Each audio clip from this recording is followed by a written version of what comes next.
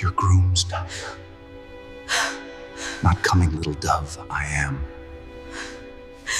A stranger zipped her wedding dress. Mafia Boss whispered, "Your groom's not coming, little dove, I am." 23-year-old Angela Fiori stood in front of the mirror in her wedding dress, unaware of what was about to happen. In 2 minutes, a stranger would zip up her gown and change her life forever. In 2 hours, she'd be on a private jet, heading to New York. And the secret she'd been hiding for 2 years? It would either save her or destroy everything. But right now, Angela Fiori was just a bride, standing in the bridal suite of the Charleston Grand Belmont Hotel, struggling with the zipper of her wedding dress and dreaming of the man she was about to marry. Angela Fiori, 23, stared at her reflection in the mirror. Long chestnut hair cascaded down her back in soft waves, her honey-brown eyes bright with anticipation. The vintage lace wedding dress hugged her curves perfectly, the off-shoulder design revealing her delicate collarbones. In less than an hour, she would become Angela Harris. She reached awkwardly behind her back, trying and failing to grasp the zipper that ran along her spine. Her full lips curved into a frustrated pout. "Miranda, can you help me with this?" She laughed, the sound bright with nervous excitement. "I can't reach it." Her best friend sat on the velvet settee by the window, scrolling through her phone. Miranda glanced up with a warm smile. "1 second, let me just finish this text." Angela turned back to the mirror, her cheeks flushed pink beneath her olive complexion. Her heart fluttered at the thought, a mixture of excitement and something else she couldn't quite name. "I'm so nervous," she admitted, pressing a hand to her stomach. "Do you think he's the one? I mean, we've been together for a year now, and he's been so patient with me, waiting until we're married. Not every man would understand that." Miranda made a muffled sound. "Miranda, seriously, the zipper—" Angela's words died in her throat. A hand touched the small of her back. Not Miranda's delicate fingers. These were large, masculine, warm through the thin fabric of her dress. The zipper began to slide upward, slowly, deliberately, each inch of movement accompanied by the ghost of fingertips brushing against her bare skin. Goosebumps erupted across Angela's flesh. A shiver ran down her spine that had nothing to do with the cool air in the room. The touch was almost sensual, intentional, like whoever was behind her wanted her to feel every millimeter of contact. A breathless laugh escaped her lips. "Miranda, are you trying to get me in the mood for my wedding night already? Save some of that energy for—" Her eyes lifted to the mirror, and the world stopped. Ice blue eyes stared back at her. Not Miranda's warm brown. Ice blue. A man's eyes. A stranger's eyes. Watching her like a predator who had finally cornered his prey. He towered over her at 6'3", broad shoulders straining against a perfectly tailored black suit worn over a crisp white shirt, open at the collar to reveal a hint of tanned skin. His hair was dark and wavy, swept back from a face that belonged on a Renaissance painting, beautiful and terrifying in equal measure. A neat dark beard framed his sharp jaw, and an expensive watch glinted on his wrist as his fingers completed their journey up her spine. But it was his eyes that made her blood run cold, pale as a frozen lake in winter. They stared at her reflection with an intensity that stripped her bare, seeing through the white lace and pearls to something underneath. The zipper fastened at the nape of her neck with a soft click that echoed like a gunshot in the silent room. "Who are you?" Angela's voice came out as a strangled whisper. She spun around, pressing herself against the vanity table, her eyes wide with terror. "What are you doing in here?" The stranger smiled. It was a cold expression, calculated, revealing nothing of warmth or humor. His voice was low and controlled when he spoke, the kind that didn't need volume to command attention. "Your groom's not coming, little dove. I am." Angela's heart slammed against her ribs. "What are you talking about? Where's Johnny? What did you do to him?" She pressed harder against the vanity, her fingers gripping the edge until her knuckles turned white. "Get away from me! I'll scream!" The stranger didn't move, didn't flinch. If anything, his smile grew colder. I must say I'm pleasantly surprised. His ice-blue eyes traveled down her body, unhurried, appreciative, taking in the delicate lace, the soft curves, the trembling fullness of her lips. My bride is even more innocent than I expected. Such purity, such untouched beauty. The smile widened a fraction. I'm a lucky man. Ice water flooded Angela's veins. She was certain he could see her pulse racing through the lace. Your bride? The words came out high, panicked. I don't know who you are, but I'm marrying Johnny Harris. Today, in less than an hour. So whatever sick joke this is— Miranda!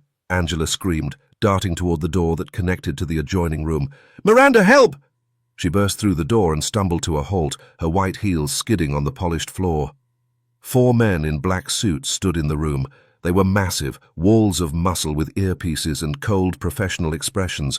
One of them had his hand clamped over Miranda's mouth, her eyes wide with terror above his thick fingers.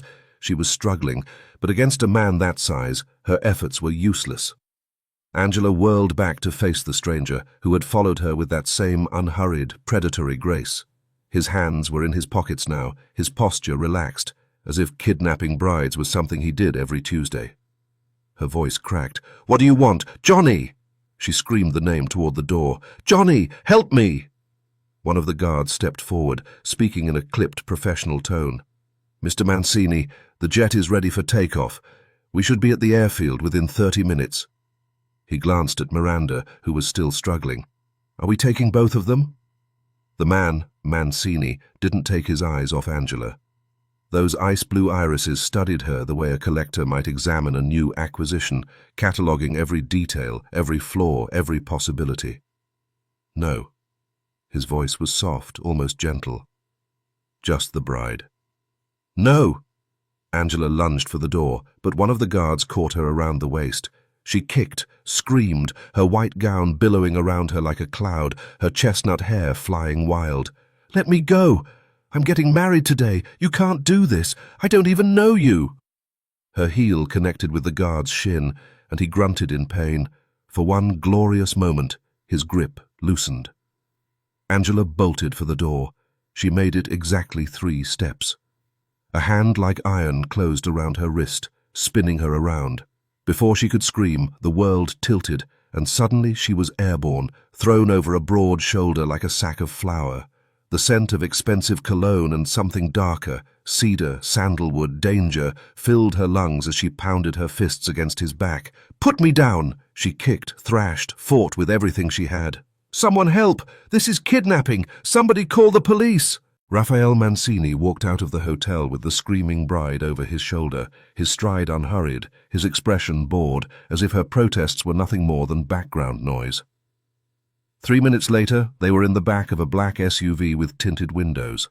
Angela sat pressed against the door, as far from him as the confined space would allow. Her mascara had run in dark rivers down her cheeks, ruining the careful makeup that had taken 2 hours to perfect. Her carefully styled hair was a mess of loose pins and tangled waves. The wedding dress that had taken her 8 months to afford was wrinkled and stained with dirt from the parking lot. Raphael Mancini sat beside her, calm as still water, one ankle crossed over his knee. The overhead light caught the sharp angles of his face, the strong brow, the aristocratic nose, the dark beard that somehow made his blue eyes even more striking. He looked like a man on his way to a business meeting, not someone who had just committed a federal crime in broad daylight. This is actually kidnapping, Angela spat, her voice raw from screaming. Do you understand that? You just took me from my own wedding, in front of witnesses. You're insane. You're a mafia wannabe psychopath, and when Johnny finds out— Raphael Mancini reached into his jacket pocket and pulled out an envelope. Without a word, he tossed it into her lap. Angela stared at it for a moment, then tore it open with trembling fingers. Photographs spilled out onto her ruined dress. She picked one up and her heart stopped. Johnny. Her Johnny. The man she was supposed to marry today. He was kissing a woman, a beautiful brunette in a red dress, outside what looked like a hotel. In another photo, they were walking hand in hand. In another, they were climbing into a taxi together, his hand on her lower back in a gesture Angela knew all too well. What is this? Her voice was barely a whisper. Her honey-brown eyes, the eyes her mother used to call angel eyes, filled with tears. Who is she? Raphael's gaze was on her, watching her pain with clinical detachment. When he spoke, his voice was dismissive, almost bored. She's nobody. He shrugged, as if the woman in the photos meant less than nothing. Just a girl your precious Johnny has been having an affair with. One of many, I'm told. Angela's fingers tightened on the photograph, crumpling the image of Johnny's betrayal. Tears spilled down her cheeks, but she swallowed the sob that threatened to escape. Raphael leaned forward, his eyes locking onto her honey-brown ones with sudden, predatory intensity. But you, his voice dropped, each word deliberate. You, Angela Fiori, are far more interesting. He pulled out a slim folder from beside him, flipping it open with casual elegance. 23 years old. Works as a cook at a cafe on King Street. Has exactly $1,043 in her bank account and $17,000 in credit card debt, most of it from supporting a boyfriend who, as you can see, has been spending his time elsewhere. He paused, letting the words sink in. And from what I understand, while you were saving yourself for him, he was sleeping with at least 3 other women. The photographs fell from Angela's numb fingers, scattering across the floor of the SUV. Why? Her voice cracked. Why are you telling me this? What does any of this have to do with you? Raphael studied her for a long moment, those ice-blue eyes revealing nothing. I've been looking for you for 2 years, Angela. Tracked you from New York to Miami to Charleston. You're a hard woman to find. A ghost of a smile crossed his lips. But I always find what I'm looking for. And today, I found you just in time. In time for what? Angela demanded, anger finally overtaking her fear. Why were you looking for me? I don't know you. I've never met you. I don't even... Your father. The words cut through her protests like a blade. David Fiori. He was my accountant for 15 years. Raphael's jaw tightened beneath his dark beard, the first crack in his icy composure. And before he disappeared and conveniently died, he stole $10 million from me. Angela's blood ran cold. She shook her head slowly, her chestnut waves swaying with the motion. No. No, that's impossible. My father left us when I was 12. I haven't spoken to him since. My mother died because of him, because of the stress, the heartbreak, the bills he left behind. Her voice rose, cracking with old pain. I have nothing to do with him. I don't know anything about any money. You expect me to believe that? Raphael's voice was quiet, dangerous. No one steals from me, Angela, and those who try pay the price. I don't know anything, Angela shouted, fire blazing in her honey-brown eyes despite the tears. You have the wrong person. You're on the wrong trail. Where are you taking me? What are you going to do? Raphael let the silence stretch, his eyes traveling over her slowly, deliberately, from the smeared mascara on her cheeks to the white lace clinging to her curves. When he spoke, his voice dropped to something low and intimate that made her skin prickle with warning. I'm taking you home. My home. You'll stay where I can see you. He leaned closer, and Angela pressed herself against the door, her heart hammering. Either you give me my money, or what? She whispered, her voice barely audible. Raphael reached out, his finger tracing the path of the zipper he had pulled up just minutes ago, from the small of her back to the nape of her neck. Angela shivered, hating her body for responding to his touch even as fear coiled in her stomach. Or I'll unzip this dress the same way I zipped it up, he murmured, his breath warm against her ear. And you'll become my little toy until I get bored of playing with you. Angela's hand flew toward his face. He caught her wrist inches from his cheek, his grip like iron. Those ice-blue eyes glittered with something dark, amusement maybe, or anticipation. You don't understand who I am, do you, little dove? His voice was soft, almost tender, which made it infinitely more terrifying. I've destroyed men for a fraction of what your father stole.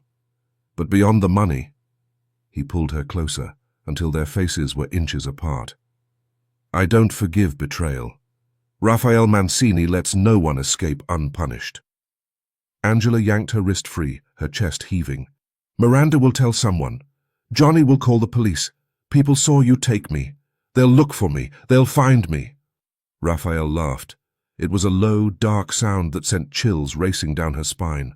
No one is coming for you, Angela. He settled back into his seat, straightening his cuffs with casual elegance. Your friend will keep her mouth shut if she values her life. And your precious Johnny? Another cold smile. He was happy to take my money to look the other way. As for the police, let's just say I own most of them. Angela stared at him, horror and fury warring in her chest. You're a monster. Perhaps. Raphael's frozen blue eyes met her honey-brown ones, and for a moment something flickered behind the frost, something that looked almost like hunger. But I'm the monster who owns you now, little dove. He reached out, his thumb brushing away a tear from her cheek with surprising gentleness. Angela flinched at the contact, but she didn't look away. She refused to give him the satisfaction of seeing her break. You're mine, he whispered to her ear, and the sooner you accept that, the easier this will be for both of us.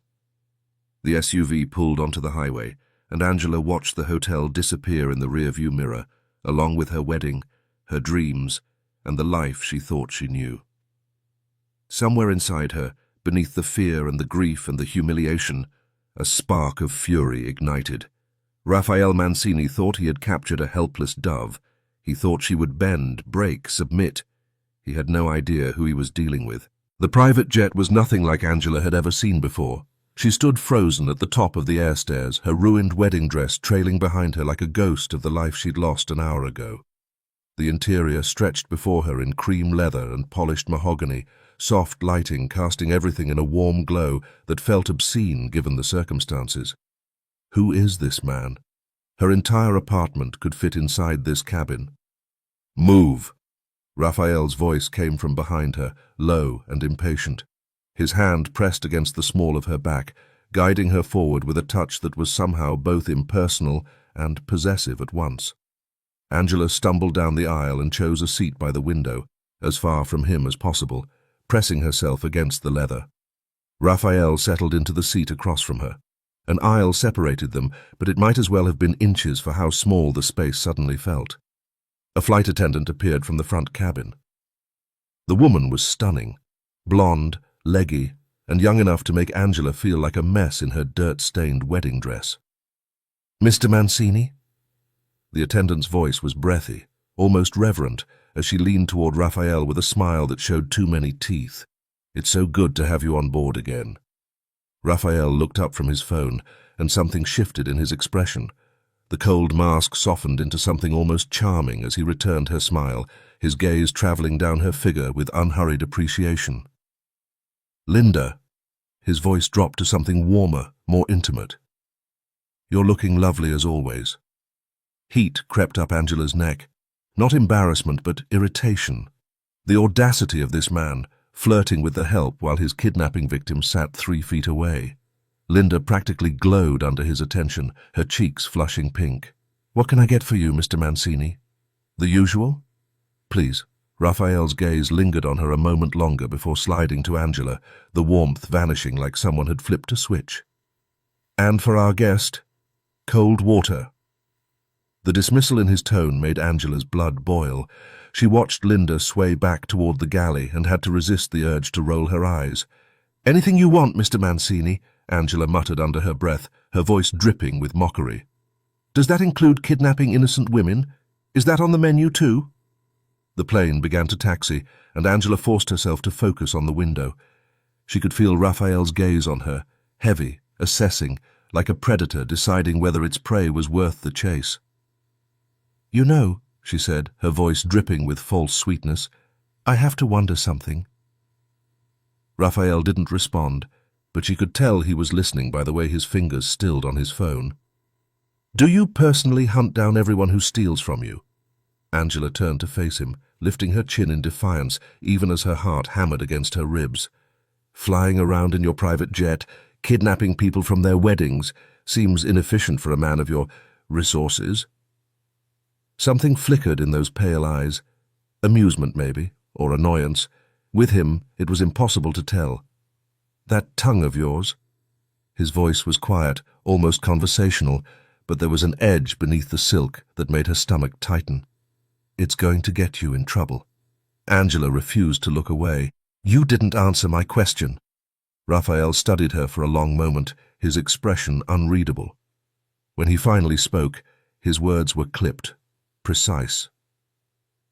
"The answer is no." He set his phone aside, giving her his full attention in a way that made her want to shrink back into her seat. "I have people for that. Collecting debts, tracking down thieves, that's what I pay them for. But you—" He cut her off, leaning forward slightly, and Angela felt the air between them thicken. "You, I came for personally." The words hung in the space between them, heavy with implication. Angela's throat went dry, and she hated herself for the way her pulse quickened, not entirely from fear. Linda returned with their drinks, breaking the tension like a bubble popping. She handed Raphael a crystal tumbler of amber liquid, her fingers brushing against his with obvious intention, before setting a glass of ice water on Angela's armrest without so much as a glance. "Will there be anything else, Mr. Mancini?" Linda's voice was honey-sweet, her body angled toward him like a flower seeking sun. Raphael took a slow sip of his drink, his eyes never leaving Angela's face. "That will be all, Linda."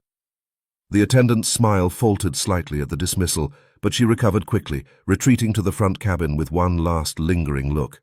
Angela grabbed her water and took a long drink, if only to have something to do with her hands. The ice clinked against the glass, the only sound in the cabin besides the steady hum of the engines. "Take a good look." The words came out before she could stop them, sharp and brittle. "Because tomorrow you won't see me. I'll escape. First chance I get, I'm gone." She expected anger, maybe even violence. What she got instead was worse. Raphael laughed. It was a low, dark sound that seemed to vibrate through her chest, and his smile was the kind that made her think of wolves, all teeth and hunger, and barely contained danger. "Good thing you reminded me." He swirled the whiskey in his glass, watching the liquid catch the light. "I'll be sure to handcuff you to the bed tonight." Angela's face flushed hot, fury and something else she refused to name burning beneath her skin.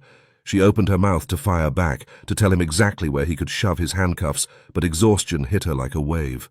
The adrenaline that had been keeping her upright for the past 2 hours was fading, leaving behind a bone-deep weariness that made her eyelids heavy. The stress of the day, the wedding that never happened, the kidnapping, Johnny's betrayal, it all crashed over her at once, dragging her down into darkness. She turned away from him, pressing her forehead against the cool window glass, and let her eyes fall closed. She wouldn't give him the satisfaction of another response. She wouldn't give him anything. "I'll escape," she promised herself as sleep pulled her under. "I'll find a way out of this. He can't keep me forever." The last thing she felt before unconsciousness claimed her was the weight of his gaze on her skin, watching her even in surrender. "Wake up, little dove."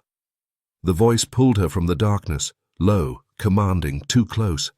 Angela's eyes flew open, and she jerked back instinctively, her pulse spiking. Raphael's face was inches from hers, those pale eyes bright with something that might have been amusement. He'd crouched down beside her seat, one hand resting on the armrest near her hip, close enough that she could smell cedar and whiskey on his breath. "We're home." His lips curved into that dangerous half-smile. "Time to meet your new cage." Angela pushed herself upright, her neck aching from the awkward position she'd slept in. Through the window, she could see a sprawling estate lit up against the darkness, all glass and stone and modern angles. 2 guards stood at the iron gates they'd just passed through, their silhouettes stark against the floodlights. More security than she'd seen at some government buildings. This isn't a house, she realized, as the SUV, when had they gotten into a car, pulled up to the front entrance. This is a fortress. The driver opened her door before she could gather her thoughts, and Angela stepped out on unsteady legs, her wedding dress dragging across the gravel driveway. The night air was cool against her skin, carrying the scent of chlorine and freshly cut grass.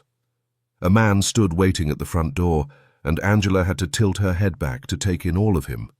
He was enormous, easily 6'5", with shoulders like a linebacker and hands that looked capable of crushing skulls. His dark suit strained against muscles that seemed almost comical in their size, but his face, when he looked at Raphael, split into a grin that transformed him from terrifying to almost friendly. "Boss?" The giant's voice was surprisingly soft for a man his size, with a hint of an Italian accent. His eyes slid to Angela, taking in the wedding dress, the smeared makeup, the tangled hair, and his eyebrows shot up toward his hairline. "I didn't know you were getting married, boss. Would have been nice to get an invitation." There was genuine hurt in his tone, and Angela might have laughed if she wasn't standing in a stranger's driveway after being kidnapped from her own wedding. Raphael's hand pressed against her lower back, steering her toward the door. "She's not my bride yet, Oscar. Yet." The word sent ice down Angela's spine. She shot Raphael a look that could have melted steel, her eyes blazing with fury. He caught the look and smiled. Actually smiled, the bastard, as if her anger was the most entertaining thing he'd seen all day. "By the way," Raphael continued, guiding her past Oscar and into a foyer that was all marble and modern art, "Angela is a cook. I'm sure she'll make wonderful meals during her stay with us." Something snapped inside her. "Oh, absolutely." Angela's voice was sugar-sweet, her smile sharp enough to cut glass. "I'll cook for you every single day. I'll just add a special ingredient to every dish." She met Raphael's eyes without flinching. Poison. Behind them, Oscar made a choking sound that might have been a laugh quickly disguised as a cough. Raphael's expression didn't change, but something flickered in his eyes. Surprise, maybe, or grudging respect. "Oscar." Raphael's voice was cool, controlled. "Show our guest to her room." The giant stepped forward, his massive frame somehow managing to look almost gentle as he gestured toward a sweeping staircase. "This way, miss." Angela followed him up the stairs, acutely aware of Raphael's gaze burning into her back with every step. The hallway they entered was long and lined with doors, each one identical. Oscar stopped at the last door on the right, pushing it open to reveal a room that made Angela's breath catch. A king-sized bed draped in white linens, floor-to-ceiling windows with a view of manicured gardens, a bathroom with a jacuzzi tub. It smelled of fresh flowers, and soft lamplight cast everything in a warm glow. It was nicer than any hotel she'd ever stayed in, nicer than anywhere she'd ever lived. And it was still a prison. Oscar lingered in the doorway, his bulk blocking most of the light from the hallway. He glanced over his shoulder as if checking for eavesdroppers, then leaned closer to Angela with a conspiratorial expression. "Between us," he said, his voice dropping to a near whisper, "I'm on a diet. The boss has me eating nothing but grilled chicken and vegetables." He made a face like someone had just told him his dog died. "If you could maybe help me out? Cook something that tastes good but won't make me fat?" Angela stared at him, her mouth falling open slightly. Of all the things she'd expected from her captor's henchman, diet advice was not on the list. "Get out!" The words came out flat, exhausted. "Do you have any idea what your boss just did to me? He kidnapped me from my wedding. I'm being held here against my will." Oscar's expression shifted to something almost sympathetic, but he didn't move from the doorway. "Italian women," he said, as if that explained everything. "My mother says they're all feisty. Fire in the blood, she calls it." He shrugged those massive shoulders. "You'll settle in. They all do." Before Angela could ask what the hell that meant, he stepped back and closed the door behind him. She heard the distinct click of a lock engaging, and her stomach dropped. She was trapped. Angela moved through the room like a woman in a trance, checking every possible exit. The windows, locked, and 3 stories up with nothing but a straight drop to the stone patio below. The bathroom, no window at all, just gleaming tile and that ridiculous jacuzzi. The door, solid wood, and when she pressed her ear against it, she could hear footsteps in the hallway. Guards, probably. This was supposed to be my wedding night, she thought, sinking onto the edge of the bed. The mattress gave beneath her weight, impossibly soft, and she wanted to scream at the irony of it all. I was supposed to be with Johnny right now. I was supposed to be happy. But Johnny had never loved her. Johnny had taken money to look the other way while a monster took her, and now she was here, locked in a gilded cage, wearing a wedding dress that would never serve its purpose. Tears burned behind her eyes, but she refused to let them fall. She wouldn't cry, not here, not where he might see. A movement outside the window caught her attention. Angela rose slowly, drawn toward the glass despite herself. The gardens below were lit by soft landscape lighting, revealing a pool that glowed an ethereal blue in the darkness, and there, emerging from the water, was Raphael. She forgot to breathe. He was shirtless, water streaming down a torso that looked carved from marble, broad shoulders, narrow waist, abs that gleamed in the underwater lights. His dark hair was slicked back from his face, emphasizing the sharp angles of his jaw, those dangerous pale eyes. 3 men in suits stood at the pool's edge, clearly waiting for him. Raphael grabbed a towel from a nearby lounger, drying himself with quick, efficient movements as he spoke to them. Angela couldn't hear the words through the glass, but she could see his body language, the set of his shoulders, the commanding gestures, the way the other men practically vibrated with attention. He was giving orders. Even half-naked and dripping wet, he radiated authority like a physical force. "He's beautiful," some traitorous part of her brain whispered, dangerous and cruel and absolutely beautiful. And then, as if he could feel her watching, Raphael looked up. His eyes found her window with unerring precision, and even from 3 stories up, Angela could see the smile that curved his lips. Small, knowing, like he'd caught her doing something she shouldn't. Heat flooded her face, hot and immediate and mortifying. She stumbled backward, away from the window, her pulse racing. "Why am I blushing?"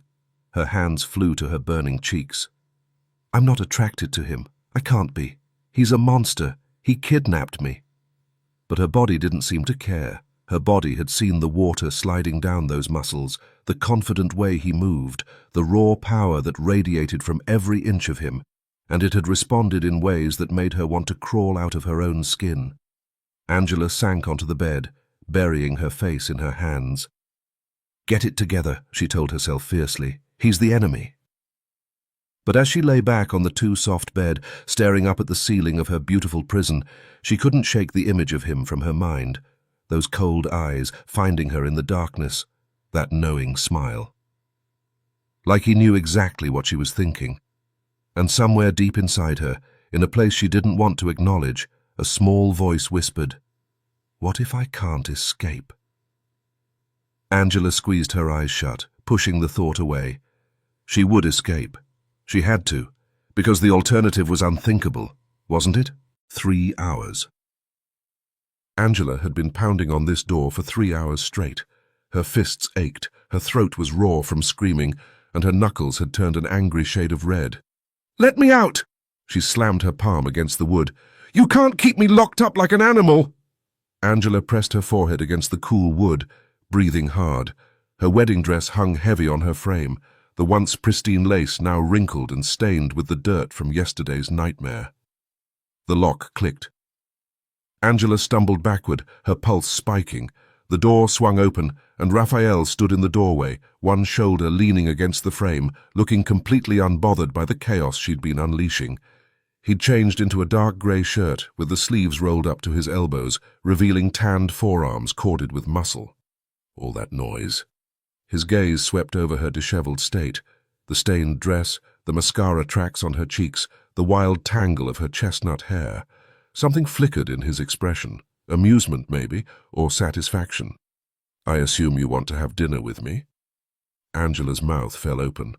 Of all the things she'd expected him to say, that wasn't even on the list. "Dinner? Are you insane? I want to leave."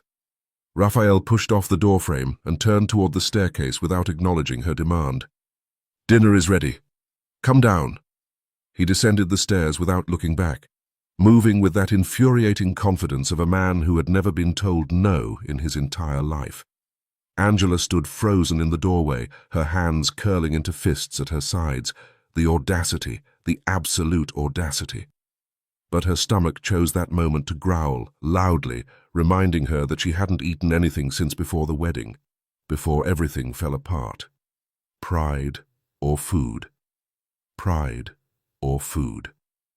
Her stomach growled again, more insistently this time. Angela followed him down, her heels clicking against the marble stairs with each angry step. The dining room opened before her. A long table that could easily seat 20, set with fine china and crystal glasses that caught the light from a chandelier overhead. Candles flickered in silver holders. The smell of food made her traitorous stomach clench with hunger. Raphael pulled out a chair at the head of the table. Angela hesitated, every instinct screaming at her to refuse, to fight. But she was starving, and she needed her strength if she was going to escape. She sat, refusing to thank him for the courtesy. Raphael took the seat immediately to her left, close enough that she could smell his cologne, close enough that his arm nearly brushed hers when he reached for his napkin. Oscar sat across from her, his massive frame somehow squeezed into a chair that looked comically small beneath him. His scarred face would have been terrifying if not for the sweet, almost boyish smile he offered her. "Let's begin." Raphael unfolded his napkin. "Enjoy your meal." "Boss," Oscar's deep voice stopped him. "We pray first." Raphael's jaw tightened almost imperceptibly, but he set down his napkin. Oscar extended his enormous hand, wrapping it around Raphael's with surprising gentleness. Then he reached across the table toward Angela, his palm up, waiting. She stared at his outstretched hand like it was a loaded weapon. Raphael's hand moved toward hers. Angela yanked it back so fast she nearly knocked over her water glass. "Don't touch me!" The words came out sharp, brittle, edged with all the fear and fury she'd been swallowing for the past day. Oscar leaned toward Raphael, his voice dropping to a theatrical whisper that Angela could absolutely still hear. "Boss, Italian women are like that. My mother still yells at my father. They've been married 40 years. Raphael's gaze never left Angela's face. His expression didn't change, but something in his eyes flickered with dark amusement. "That explains your trauma." Oscar simply clasped his own hands together and bowed his head, apparently unbothered by the insult. "Dear Lord, thank you for this food. Thank you for not letting the boss kill anyone today, that we know of. Please help me survive this diet. And please give our new guest patience because she's going to need it." He crossed himself with a flourish. "Amen." Before Angela could process whatever the hell that was, a young woman emerged from the kitchen carrying a large tureen. She was beautiful. Olive skin, dark curls, curves that her simple black dress did nothing to hide. Oscar's entire demeanor transformed. His scarred face softened, his dark eyes going warm and almost dreamy as he watched the woman ladle soup into his bowl. He looked like a lovesick puppy who'd just spotted his favorite human. "Grazie, Maria." Oscar lifted his spoon, tasted, and his eyes rolled back in what could only be described as ecstasy. "This is... Maria, this is the best soup I've ever had in my entire life. I could die happy right now, truly. Just bury me with this soup." Maria's cheeks flushed pink, but she waved off the compliment with a practiced flick of her wrist before ladling soup into Angela's bowl. Angela took a careful spoonful. The liquid hit her tongue, and her instincts, honed by 3 years working in Charleston kitchens, kicked in before she could stop them. "It needs salt," she set down her spoon, "and the meat isn't cooked through properly." The temperature in the room dropped 10 degrees. Maria's hand flew to her hip, her dark eyes flashing with barely contained fury. "Excuse me, this is my grandmother's recipe. I've been making it for years and everyone has loved it." Angela lifted her chin, refusing to back down despite the dangerous glint in Maria's eyes. "Well, I'm a cook, and I'm telling you it needs work."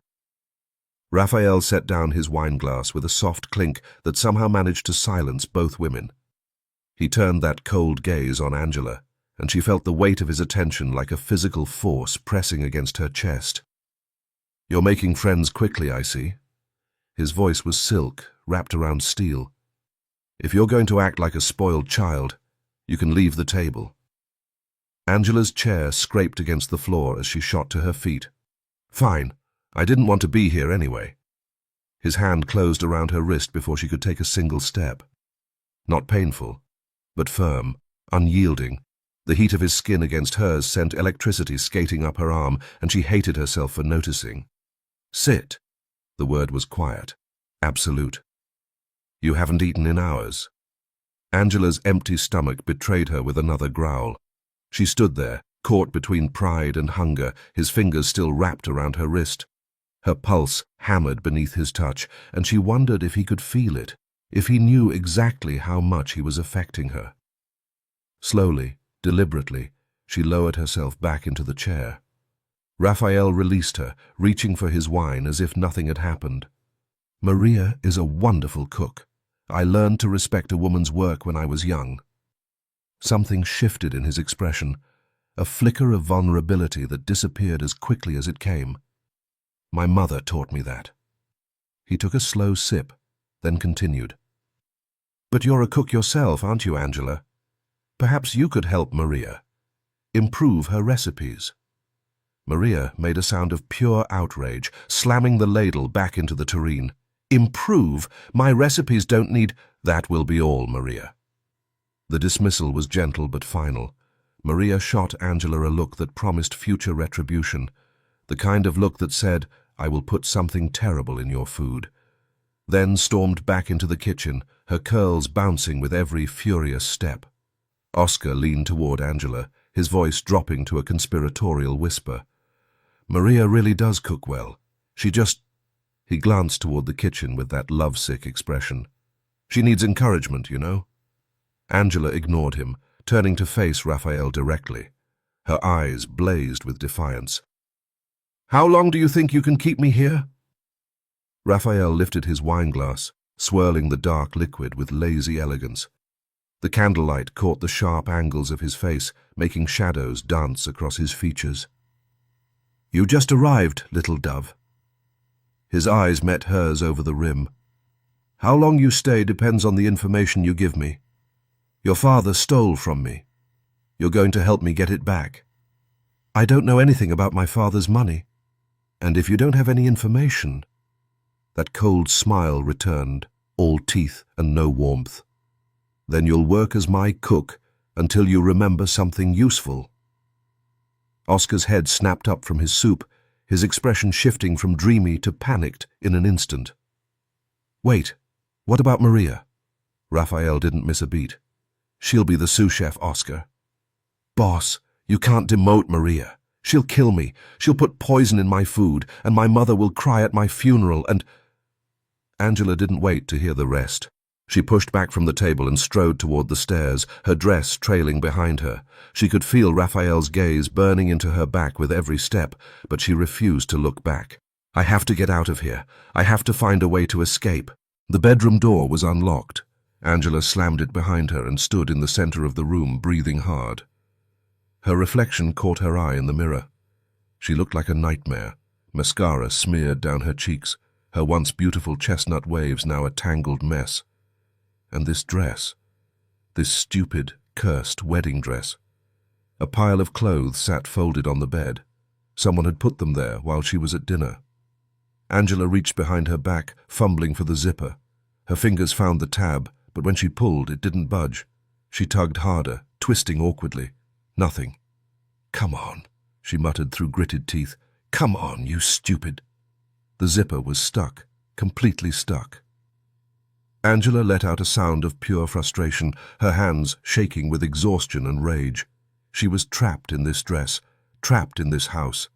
The air shifted behind her. Cedar, and something darker. She spun around, heart racing. Raphael stood inches away, having entered so silently she hadn't heard the door open. His gaze was fixed on her with an intensity that made her forget to breathe. Before she could speak, his hands gripped her waist and pulled her back against his chest. "Hold still." His breath was warm against her ear, his voice dropping to something low and dangerous. Angela's body went rigid, every nerve ending screaming alarm. She felt his fingers find the zipper, felt him work it free with a single smooth motion. The wedding dress loosened around her body, the fabric sliding down her shoulders, pooling at her feet in a heap of white lace. Cool air hit her bare back. Angela's arms flew up to cover her chest, clutching herself as if she could somehow become smaller, invisible. Raphael didn't step back. I pulled this zipper up. His voice was silk and sin. Now I'm pulling it down. She could feel his smile against her hair. Quite meaningful, don't you think? Before she could respond, his hands gripped her shoulders and spun her around to face him. Angela stumbled, her arms still crossed protectively over her chest, and found herself staring up into those pale, piercing eyes. His expression was hard, unreadable, but his gaze burned with something that made her skin flush hot. Raphael leaned closer, his lips brushing the shell of her ear. "Be a good girl, Angela." The words sent shivers racing down her spine. "I've tried to be civil with you. Believe me, you don't want to meet the other side of me." His hand came up, and she flinched, expecting pain, but he didn't strike. Instead, his finger traced along her jaw, slow and deliberate, mapping the curve of her face. Angela's breath hitched, her pulse so loud she was certain he could hear it. "You're in my house now." His thumb brushed across her lower lip, feather-light, devastating. "You owe me your father's debt. You know what you need to do to be free." He pulled back slightly, studying her face. "Now sleep. I expect you on your best behavior tomorrow." Raphael walked toward the door, but before closing it, he paused, turned. Angela stood frozen in the middle of the room, arms still pressed against her chest, her skin flushed pink, her breathing uneven. The wedding dress lay crumpled at her feet. His gaze traveled over her slowly, deliberately. A ghost of a smile curved his lips. Then he closed the door. The lock clicked into place. Angela released a breath she didn't know she'd been holding. Her knees threatened to buckle, and she sank onto the edge of the bed, pressing a trembling hand to her chest. His touch still burned on her skin, his scent still lingered in the air. What is happening to me? She should hate him. He had ruined her wedding day, dragged her from her own ceremony like property. But what wedding? Johnny had sold her, traded her like cattle to pay off his own mess. While she was saving herself for him, he was sleeping with other women. Raphael hadn't saved her, not intentionally, but he had ripped away the blindfold, showed her the truth she'd been too naive to see. Should I fear him? Hate him? She didn't have an answer. Angela pulled on the silk pajamas with trembling hands and crawled into the bed, pulling the covers up to her chin. She would escape. She had to. Before he touched her again, and before her traitorous body stopped fighting, sunlight crept through the curtains, pulling Angela from a dreamless sleep. She lay still for a moment, staring at the ceiling. Yesterday felt like a fever dream, but the ache in her fists, from pounding on that door for hours, reminded her it was all too real. "Stop it!" She threw off the covers. Focus. She showered quickly and returned to find fresh clothes laid out on the bed. Simple jeans, a white cotton t-shirt. She dressed, grateful to finally be out of that cursed wedding dress. She studied her reflection in the mirror. Without the makeup, without the ruined curls, she looked like herself again. Just Angela Fiori, 23 years old, in way over her head.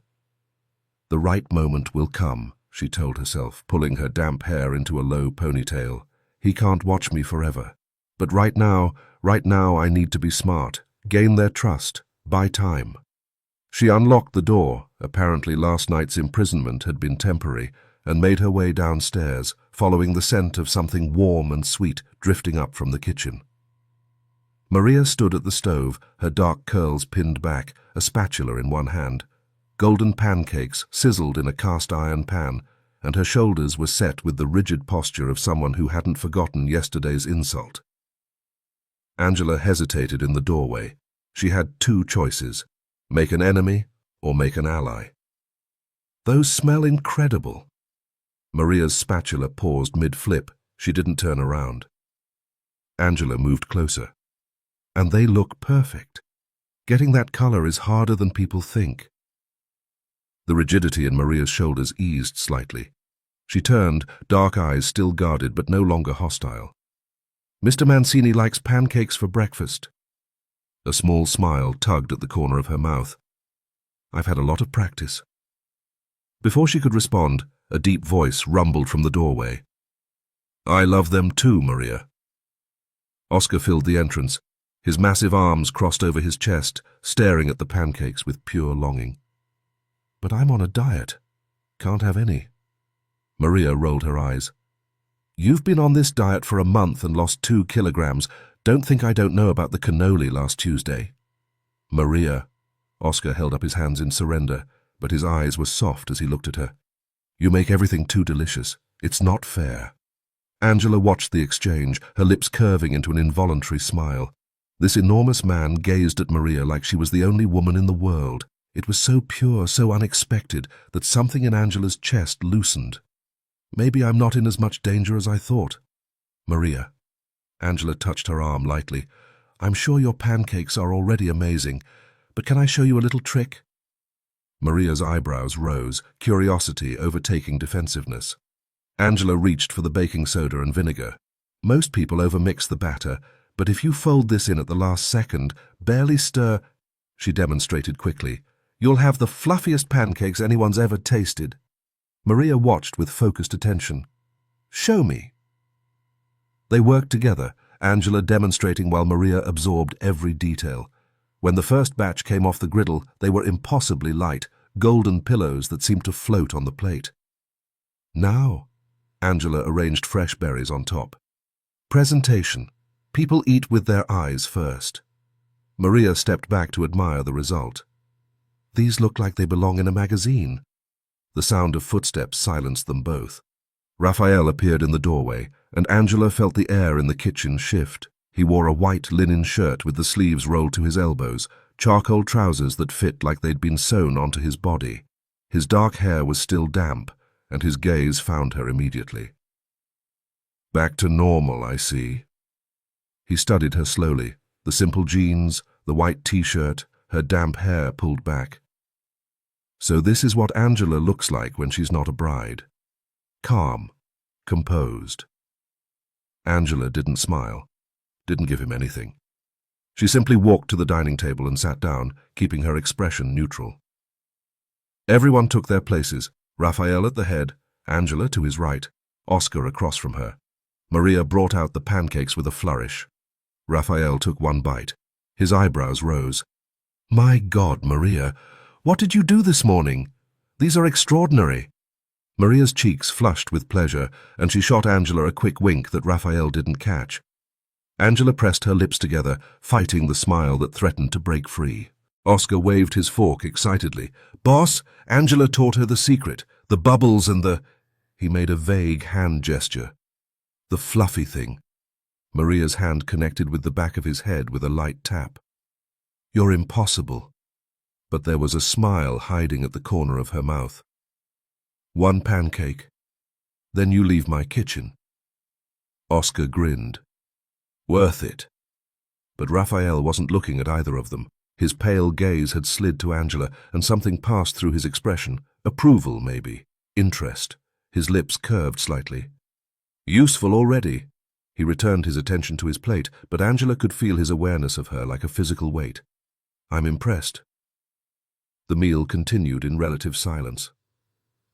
Angela ate mechanically, her mind churning. He'd praised her. That was something. Trust was built in small moments. Raphael pushed back from the table. As he stood, he turned to Oscar. "This afternoon, take Angela to the restaurant kitchen. It's Monday. She can help with our usual preparations." Angela's head snapped up. "Excuse me?" Raphael met her glare without flinching, one eyebrow raised. "You heard me. You're not going to sit around like a princess while everyone else contributes." "I'm your prisoner, not your employee." "You're neither." He straightened his cuffs with infuriating calm. "You're my guest who owes me $10 million, and guests in my house earn their keep." He walked toward the door, then paused. "Oscar will bring you at noon. Wear comfortable shoes." Then he was gone. Oscar leaned toward Angela, his voice dropping to a whisper. "That's a compliment, you know. From him, it's basically a love poem." Angela stared at him. "That's deeply concerning." She sat there, Fury and something else, something dangerously close to hope, warring in her chest. The restaurant, outside. He's letting me outside. If she could get out of this house, maybe she could find a way to run. Oscar was watching her with knowing eyes. "Don't even think about it," he said quietly. "The boss trusts me to watch you. I take that seriously." Angela met his gaze with defiance she didn't entirely feel. "We'll see." Oscar just smiled, surprisingly gentle on that brutal face. "Yes, we will." Two massive cast-iron pots sat on the industrial stove, steam rising from their surfaces. Angela stood before them, wooden spoon in hand, staring at enough ingredients to feed a small army. These pots could feed half of Italy. She turned to Oscar, who had planted himself on a stool by the door. "What is this? A military operation?" Oscar shrugged his massive shoulders. "Special dishes. You cook. I watch." "But doesn't this restaurant have actual chefs?" Angela gestured at the gleaming professional kitchen around her, the kind of setup she'd dreamed about back when she was working the line at the cafe in Charleston. "People who get paid for this? They make the regular menu." Oscar crossed his arms, settling deeper into his observation post. "You make these?" Angela wanted to argue, but the ingredients laid out before her told their own story. Fresh ground beef, San Marzano tomatoes, aromatics already prepped and waiting. 2 recipes she could make in her sleep. Fresh pasta with meat sauce and beef in tomato sauce. Classic Italian comfort food, scaled up to institutional proportions. She got to work. 3 hours of chopping, stirring, and simmering. By the time both pots were ready, Angela's arms ached, and sweat had soaked through her shirt. The kitchen smelled incredible, rich tomato and slow-cooked meat, but her stomach was too tired to care. She wiped sweat from her forehead and caught Oscar doing the same, though he hadn't moved from his stool. "You've been standing there for 3 hours." "Sitting," Oscar corrected. "And I was told not to leave you." Angela set down her spoon, studying him with new eyes. The scarred face, the massive frame, the way he positioned himself between her and every exit without seeming to think about it. "You're not just a driver, are you?" Oscar's expression didn't change, but something shifted behind his eyes. Pride, maybe. "Second cousin." He straightened slightly on his stool. "Right hand, left hand on bad days." "You talk about him like you've known him forever." Oscar paused, and Angela saw it, the moment his guard slipped, just a fraction. "I've known him since he was—" He caught himself. The warmth drained from his face, replaced by something harder, colder. "Since he was already dangerous." Angela turned back to the stove, lowering the flame under the pasta sauce, but her mind was racing. "Since he was what, Oscar?" "Careful." The single word landed heavy in the air. She glanced over his shoulder. The jovial giant who complained about diets and mooned over Maria had vanished. In his place sat something far more dangerous. Angela tried a different approach, keeping her voice light. "You know, for a mafia boss, he eats like someone who—" Oscar stood. The movement was fluid, almost casual, but suddenly his shadow fell across her. He took one step closer, and Angela found herself backing against the counter. "Say one wrong thing about him." Oscar's voice was quiet now, almost gentle. "And I won't be smiling anymore." Angela's pulse spiked. She'd seen Oscar joke, complain, pine after Maria like a lovesick teenager. She'd almost forgotten what he was, who he served. "I joke. I eat. I complain about diets." His eyes remained serious. "But when it comes to him, I don't joke." Angela nodded slowly, not trusting her voice. Oscar studied her for a long moment, then returned to his stool as if nothing had happened. "The sauces smell good. You're talented." When the cooking was finally done, Angela collapsed onto a metal chair in the corner, every muscle screaming. She hadn't worked this hard since her double shifts at the cafe, and at least there she'd gotten paid. "First, he kidnaps me from my own wedding," she muttered, pressing her palms against her aching lower back. "Now he's got me working like a kitchen slave. If he thinks this is going to be my life? The back door swung open. A stream of servers in black uniforms flooded into the kitchen, moving with practiced efficiency. They lifted the massive pots like they weighed nothing, carrying them toward the exit. Oscar stood, stretching. "Time to go, Miss Angela. We can head home now." Home. The word caught in her throat. But then she saw it. Oscar turning to say something to one of the servers, his attention diverted for just a moment. The back door, still open. Afternoon light spilling through. Angela moved. She was through the door before conscious thought caught up with her feet, legs pumping, lungs burning, freedom so close she could taste it. And then she stopped. The scene before her froze her in place more effectively than any locked door ever could. Tents had been set up in the alley behind the restaurant, simple canvas structures providing shade from the afternoon sun. Folding tables lined the space, and behind them the servers were already ladling food from her pots into waiting bowls. The line stretched around the corner. Elderly women in worn house dresses, men with weathered faces and calloused hands, children clinging to their mothers' skirts, eyes fixed on the steaming food with naked hunger. Did I cook for them?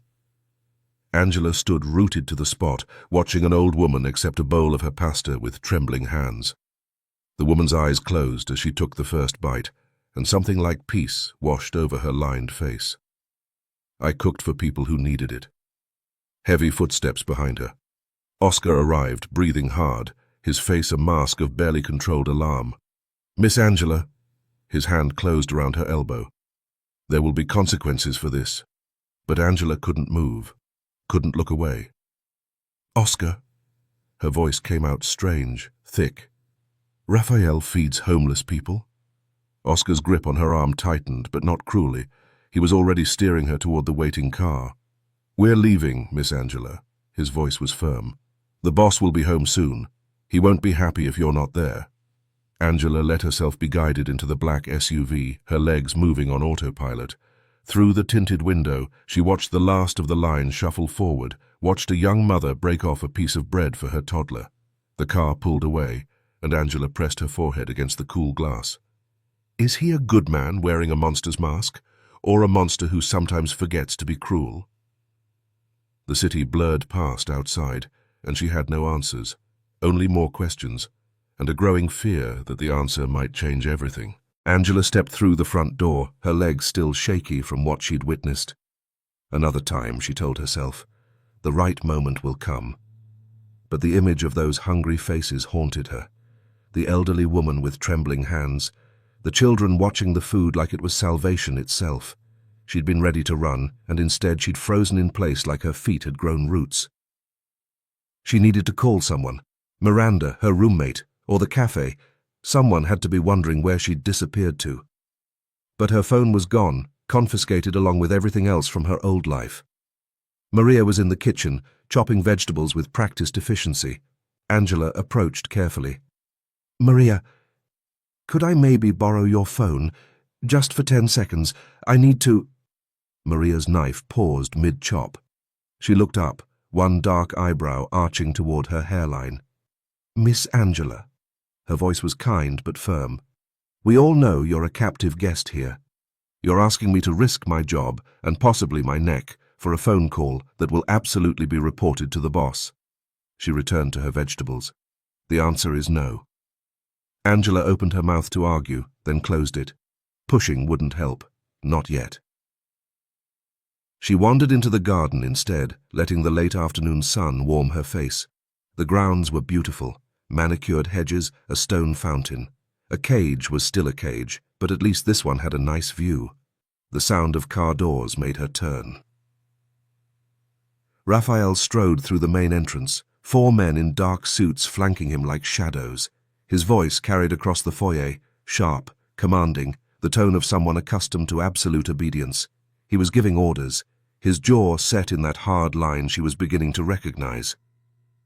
His gaze swept the garden and found her watching. For a moment their eyes met. Then he looked away, dismissing her without a word, and disappeared into the house. "Arrogant bastard," she murmured to herself. Angela's hand flew to her hair, smoothing down the wind-blown strands as she hurried after him. She caught herself mid-motion and froze. Why do I care what I look like? She shook off the thought and followed at a distance, curiosity overriding caution. She tracked his footsteps to a closed door at the end of the hallway, his study, she assumed. Voices filtered through the wood, too muffled to make out. She leaned closer, pressing her ear against the door. It swung open so suddenly she nearly fell forward. Raphael stood in the doorway, the 4 men filing past him with murmured goodbyes. His gaze locked onto hers, and before she could step back, his hand closed around her wrist. He pulled her into the study, kicking the door shut behind them. Listening at doors now? His grip was firm but not painful. That's a dangerous habit, little dove. I wasn't listening. Angela lifted her chin, refusing to be intimidated. I was just passing by. Passing by? He released her wrist, but didn't step back. If anything, he moved closer, eating up the space between them until she could smell his cologne. And today? At the restaurant? Were you just passing by when you tried to run? Angela forced herself to hold his gaze, though every instinct screamed at her to look away. Those pale eyes seemed to see straight through her. Why didn't you tell me? The words came out harder than she intended. That I was cooking for hungry people. You could have said something. I would have thought... She swallowed. I would have thought less that you're a monster. Something crossed his face, gone before she could name it. Charity isn't a performance. His voice was flat, final. You did your job. The rest doesn't concern you. He tilted his head, studying her face with an intensity that made her skin prickle. Then he leaned down, his lips brushing the shell of her ear. Or are you getting too interested in me, little dove? Angela's breathing stopped. She could feel the warmth of him radiating through the thin fabric of her shirt, could smell something earthier underneath his cologne. Her stomach tightened, heat pooling low in her belly, and her lips parted without her permission. No. She pressed her palm against his chest and pushed, stepping back until she hit the edge of his desk. The next morning, Angela found herself halfway up the garden wall when Oscar's shadow fell over her. Miss Angela? She froze, one hand gripping the ivy, her foot wedged into a gap between stones. Slowly, she looked down. Oscar stood with his arms crossed, that scarred face caught somewhere between disappointment and amusement. The wall is 12 feet high. He tilted his head, studying her pathetic progress. You've made it about 4. Angela dropped to the ground, brushing dirt from her jeans. I was just exercising. Uh-huh. Oscar's expression didn't change. The boss said you might try something. He also said if you did, you'd be cooking for me and Maria until he gets back. Her jaw tightened. That's not... Tiramisu. Oscar held up one massive finger. And lasagna. Maria's been wanting both for weeks. The punishment, as it turned out, wasn't entirely terrible. Angela spent the afternoon layering pasta sheets and ricotta while Maria watched with barely concealed excitement. Oscar hovered nearby, supposedly on guard duty, but mostly just inhaling deeply every time Angela opened the oven. By evening, the 3 of them sat around the kitchen table, plates piled high. Maria had pulled out a bottle of wine, don't tell the boss, and something that felt almost like friendship settled over the room. So, Angela twirled pasta around her fork. Raphael owns clubs too, not just restaurants. Maria nodded, reaching for the bread basket. Nightclubs, restaurants, some hotels. His father built most of it, but Raphael expanded after he died. She paused. He was only 23 when he took over. No mother, no siblings, just him and all of this. No mother. She died when he was young. Maria's voice softened. He doesn't talk about it. None of us ask. Angela filed the information away. Orphaned young, inherited an empire, alone. Is that why he's so cold? The next 3 days blurred together. Mornings in the kitchen with Maria, trading recipes and laughter. Oscar's hopeless flirting, something almost like routine. The 4th night, Raphael still hadn't returned. Angela filled the jacuzzi in her bathroom, watching steam rise from the water. The marble tub was ridiculous, but if she was going to be trapped here, she might as well enjoy the amenities. She sank into the hot water, letting the bubbles swallow her up to her shoulders, her muscles unknotted one by one, tension draining away. This isn't so bad, she thought, closing her eyes. If I have to be a prisoner, at least it's a comfortable prison. But the moment her eyes closed, he was there. Pale eyes, sharp jaw, that infuriating hint of a smile that made her want to slap him and kiss him in equal measure. Raphael. Angela's eyes snapped open, and she pressed wet hands to her flushed cheeks. What is wrong with me? A week ago, she'd been about to marry Johnny. A week ago, she'd thought she knew what her future looked like. A small apartment, maybe kids someday, a man who loved her. All of it had been a lie. Comfortable? Angela's heart nearly stopped. Raphael stood in the bathroom doorway, leaning against the frame with his arms crossed. Control radiated from him without effort. He wore a dark suit, perfectly tailored, his tie loosened just enough to suggest he'd been traveling. His gaze swept over her, what he could see beneath the bubbles, with lazy appreciation. What are you doing here? Angela sank lower into the water, arms crossing over her chest beneath the foam. Get out! I just arrived home. He didn't move. In his hand she noticed a garment bag. He watched her like someone used to deciding outcomes. Did you miss me, little dove? Angela's jaw tightened. I was hoping you'd never come back. His lips curved slightly, the same expression that made her stomach flip in ways she refused to acknowledge. Get dressed. He walked past her to the bedroom, laying the garment bag on the bed along with a shoebox. We're going out. He checked his watch. You have 30 minutes. Then he was gone, pulling the door shut behind him.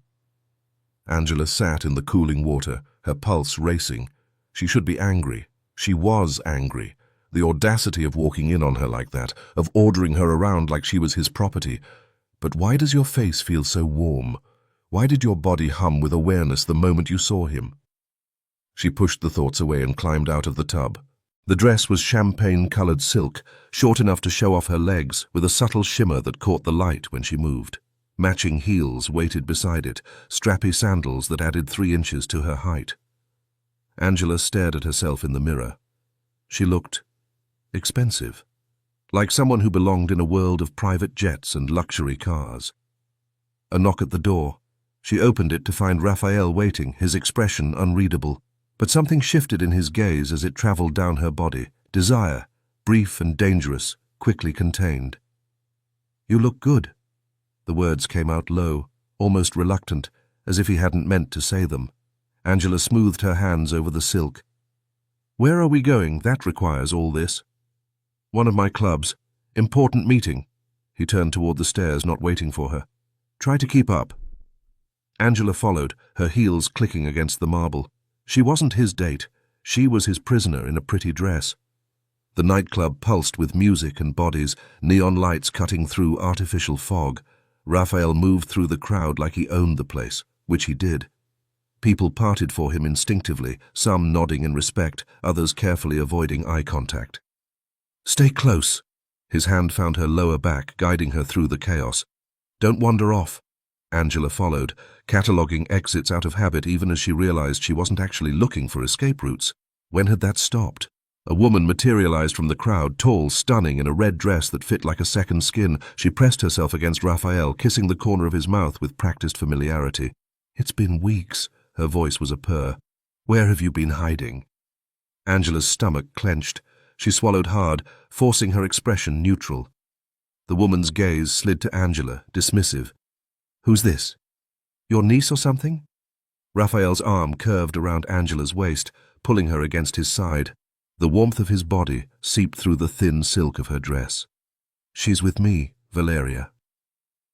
Something cold flickered across Valeria's perfect features. Her lips pressed into a thin line before she forced a smile. How nice for you. She turned and disappeared into the crowd without another word. Angela tried to step away from Raphael's grip, but his arm tightened. Jealous? His breath was warm against her ear. In your dreams. His low laugh vibrated through her. She knew it was wrong. Her body didn't care. The private lounge upstairs was all leather and dark wood, insulated from the throbbing bass below. 3 men waited at a table, European, judging by their accents, with the sharp eyes of serious businessmen. Raphael shook hands, made introductions. Angela sat beside him, acutely aware of every time his thigh brushed against hers beneath the table. "Your clubs are impressive." The eldest of the 3, silver-haired, steel-eyed, leaned back in his chair. "But if we're investing, we'd want to see expansion. Perhaps a restaurant club hybrid, broader appeal, higher margins." Raphael's expression didn't change, but Angela felt him stiffen beside her. "This is my brand." His voice was quiet, dangerous. "I don't change concepts on demand. I already have restaurants. If you want a different product, find a different partner." The investor's eyebrow rose. He turned to Angela. "The young lady hasn't spoken all evening. Perhaps she has an opinion?" Angela's throat tightened. Butterflies rioted in her stomach. She glanced at Raphael. "She's not familiar with the club business." His tone was dismissive, final. The investor smiled thinly. "Humor me. Fresh perspectives can be valuable." Angela swallowed. Her palms grew slick with sweat, but something in the investor's expectant gaze pushed her forward. "I don't know much about clubs." She heard her own voice, steadier than she felt. "But I know people." She paused, gathering her thoughts. Raphael watched her like a choice.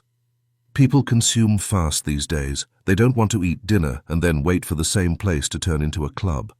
She hesitated, afraid she was overstepping. "They want separate experiences. Good food in one place, nightlife somewhere else." The investor leaned forward slightly. Angela took it as permission to continue. "Your customers are probably 20s to 40? That age group is impatient. They don't want everything bundled." Her voice wavered slightly. I mean, if this is a club, maybe it should just be a club, but with a clear identity.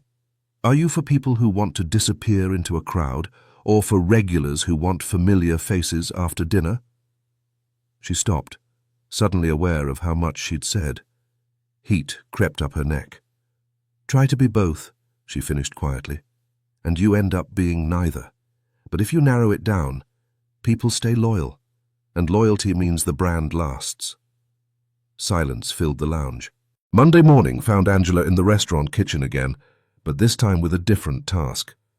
The pastry chef had called in sick, and the dining room needed desserts for tonight's service. "Show me what you can do," the head chef had said, gesturing at the ingredients. "Something special." Angela's fingers twitched with anticipation. Finally, a real challenge. She worked in focused silence, building layers in individual glass cups. The bottom layer was bitter chocolate mixed with a hint of espresso, dark, intense, with just enough edge to make the tongue pause. The middle was rose-infused cream, delicate but not cloying, sweet enough to soothe but not enough to overwhelm. And on top, a paper-thin caramelized shell, golden and fragile, the kind that would shatter at the slightest pressure. Oscar watched from his usual post by the door, massive arms crossed. When Angela finished the last cup, he leaned forward, squinting at the layers like they contained state secrets. "Beautiful. Dangerous. Complicated." He nodded slowly. "Reminds me of Maria." Angela bit back a smile. "It's called The Woman in Love." Oscar's eyebrows shot up, that scarred face lighting up like a kid who'd solved a puzzle. "So I was right. It is about Maria. It's not about—" Angela shook her head.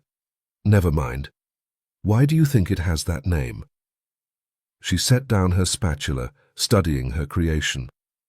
"Because it looks strong on the surface, but the most fragile part is hidden inside." Oscar was quiet for a moment, then he shrugged and reached for one of the finished cups. "Don't even think about it." Angela swatted his hand away. "These are for paying customers." In the back office, Raphael was reviewing contracts when Oscar slipped through the door. "Boss?" The big man's voice held an unusual note of excitement. "That new dessert Angela made. Customers are going crazy. asking for seconds, thirds. One guy tried to buy the whole batch. Raphael didn't look up from his papers. And? It's called The Woman in Love. Oscar paused, clearly waiting for a reaction. She said it's because it looks strong on the outside, but the most fragile part is hidden inside. Raphael's pen stopped moving. For a long moment, he stared at the contract without seeing it. Then slowly, the corner of his mouth curved upward. Not his usual smirk, something softer, almost thoughtful. Interesting name. Oscar waited for more. Nothing came. Raphael returned to his paperwork as if the conversation had never happened. But as Oscar left, he could have sworn the boss was still smiling. Angela knew nothing of this exchange. The back office door was half open when Angela passed it an hour later. She'd been looking for Oscar. He'd vanished again, probably raiding the walk-in freezer, and had wandered too far into the administrative wing. She didn't mean to stop, didn't mean to look, but the voices made her freeze. Raphael sat behind a heavy desk, two men standing before him, rigid, waiting. The air in the room felt thick, dangerous, charged with something Angela couldn't name. You used my name. Raphael's voice was quiet, almost soft. He didn't raise his voice. He never needed to. Made promises I didn't authorize.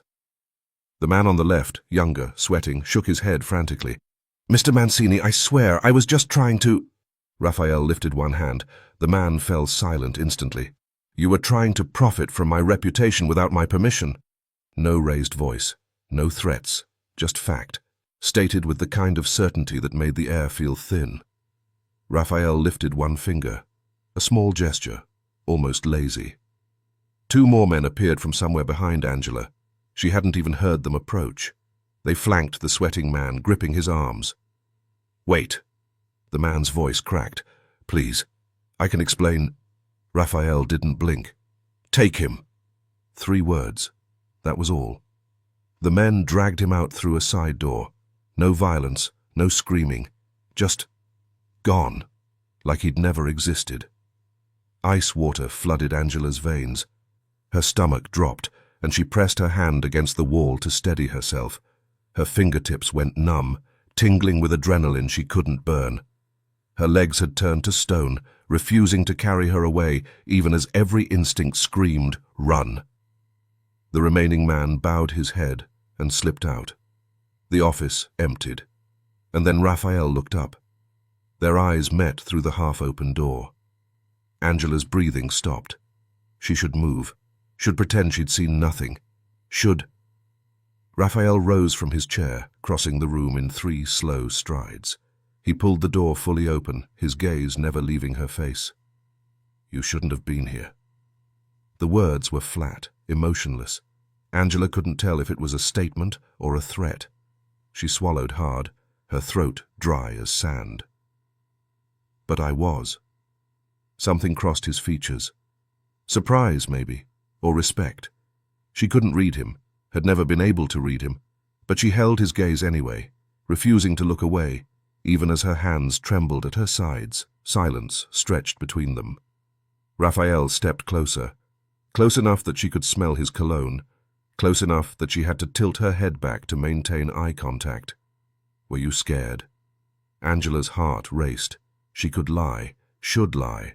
But somehow, with those pale eyes cutting through her, the truth was the only thing that would come out. Yes. He studied her, that unreadable expression fixed in place. But you're still here. Angela held his gaze. Her hands trembled. Her spine didn't. Yes. The word hung in the air, heavy, significant, a line crossed that couldn't be uncrossed. Raphael lifted his hand. His fingers brushed her cheek, tracing the curve of her jaw with unbearable gentleness. Angela's breath stuttered, warmth spreading through her despite the cold knot of fear still lodged in her chest. Then he pulled back. No kiss, no threat, no explanation, just that single touch, and then empty space where his hand had been. Go back to the kitchen, Angela. She went, cheeks burning, legs unsteady, skin still tingling where his fingers had traced her jaw. That night, alone in her room, Angela stared at the ceiling and tried to make sense of what she'd witnessed.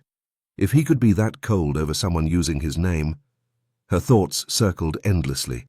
What would he do to me for my father's $10 million? The answer should have been obvious, should have terrified her into planning another escape, another desperate climb over garden walls. But he hasn't. The realization settled over her like a weight. He'd had every opportunity, every right by his own brutal logic, and yet here she was, fed, clothed, protected, making desserts in his kitchen instead of bleeding in some basement. Maybe he's waiting, she told herself. Maybe it's coming. But another voice, quieter and more dangerous, whispered something else entirely. Or maybe he doesn't want to hurt you at all. Angela closed her eyes, and his face burned behind her lids. She didn't know which possibility frightened her more, and she had no idea that tomorrow everything was about to change. Raphael didn't come home that night. Angela told herself she didn't care, told herself it was none of her business where he went or who he was with. But she caught herself glancing at the front door 3 times before midnight, and by the time she finally went to bed, irritation had coiled tight in her chest. Why do you even care? She had no answer, and that made her angrier. The dream came without warning. Raphael's fingers traced her cheekbone exactly as they had in his office. But this time he didn't pull away. His hand slid into her hair, tilting her face toward his. His gaze burned into hers until she couldn't breathe. Little dove. His mouth descended, slow, deliberate. The kiss started gentle, testing, questioning. But when she gasped against his lips, something in him snapped.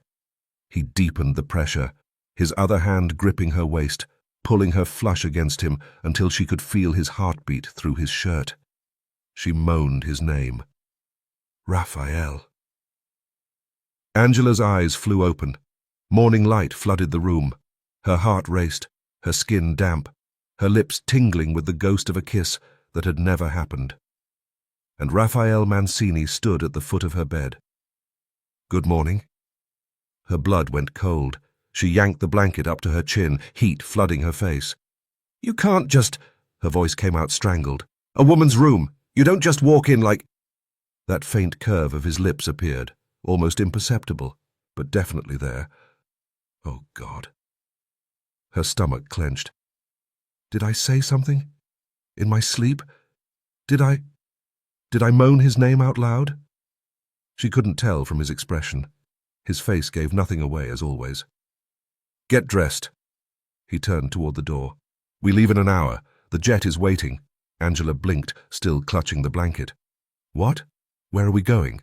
Raphael paused at the threshold, glanced back over his shoulder. Monaco. The door closed behind him. Angela sat frozen for a full 10 seconds before her brain caught up. Monaco? Never imagined she'd see anything beyond Charleston. Monaco. Her heart was still racing, but she wasn't sure if it was fear or excitement anymore. 1 hour later, Angela stood in the entrance hall with a small backpack slung over her shoulder. 2 leather suitcases waited by the door. Oscar leaned against the wall, arms crossed, watching Raphael give last-minute instructions to one of the guards. How many days are we gone? Angela asked, eyeing the luggage. 2 nights. Raphael checked his watch. The investors you met at the club were impressed, so you'll be accompanying me this time. He glanced at Oscar. Not him. Oscar pressed a hand to his heart, wounded. Boss, am I being put out to pasture here? Raphael's expression didn't change. You're staying to oversee the restaurant. Oscar's shoulders sagged dramatically. Sure. Restaurant, right. While you're drinking champagne in Monaco with a beautiful woman. No big deal. I'm fine. Angela bit back a smile. She nodded toward the suitcases. All this for 2 days? Raphael picked up the smaller of the 2, held it out to her. This one's yours. Clothes, accessories, and whatever beauty products women consider essential. Angela stared at it. The leather was buttery soft, probably worth more than her entire wardrobe. You packed for me? I planned ahead. He opened the front door, gesturing for her to walk through. I always do. The jet was exactly as she remembered, all cream leather and polished wood, but the memory it triggered was different now. 3 weeks ago, I was on this same plane, terrified and heartbroken.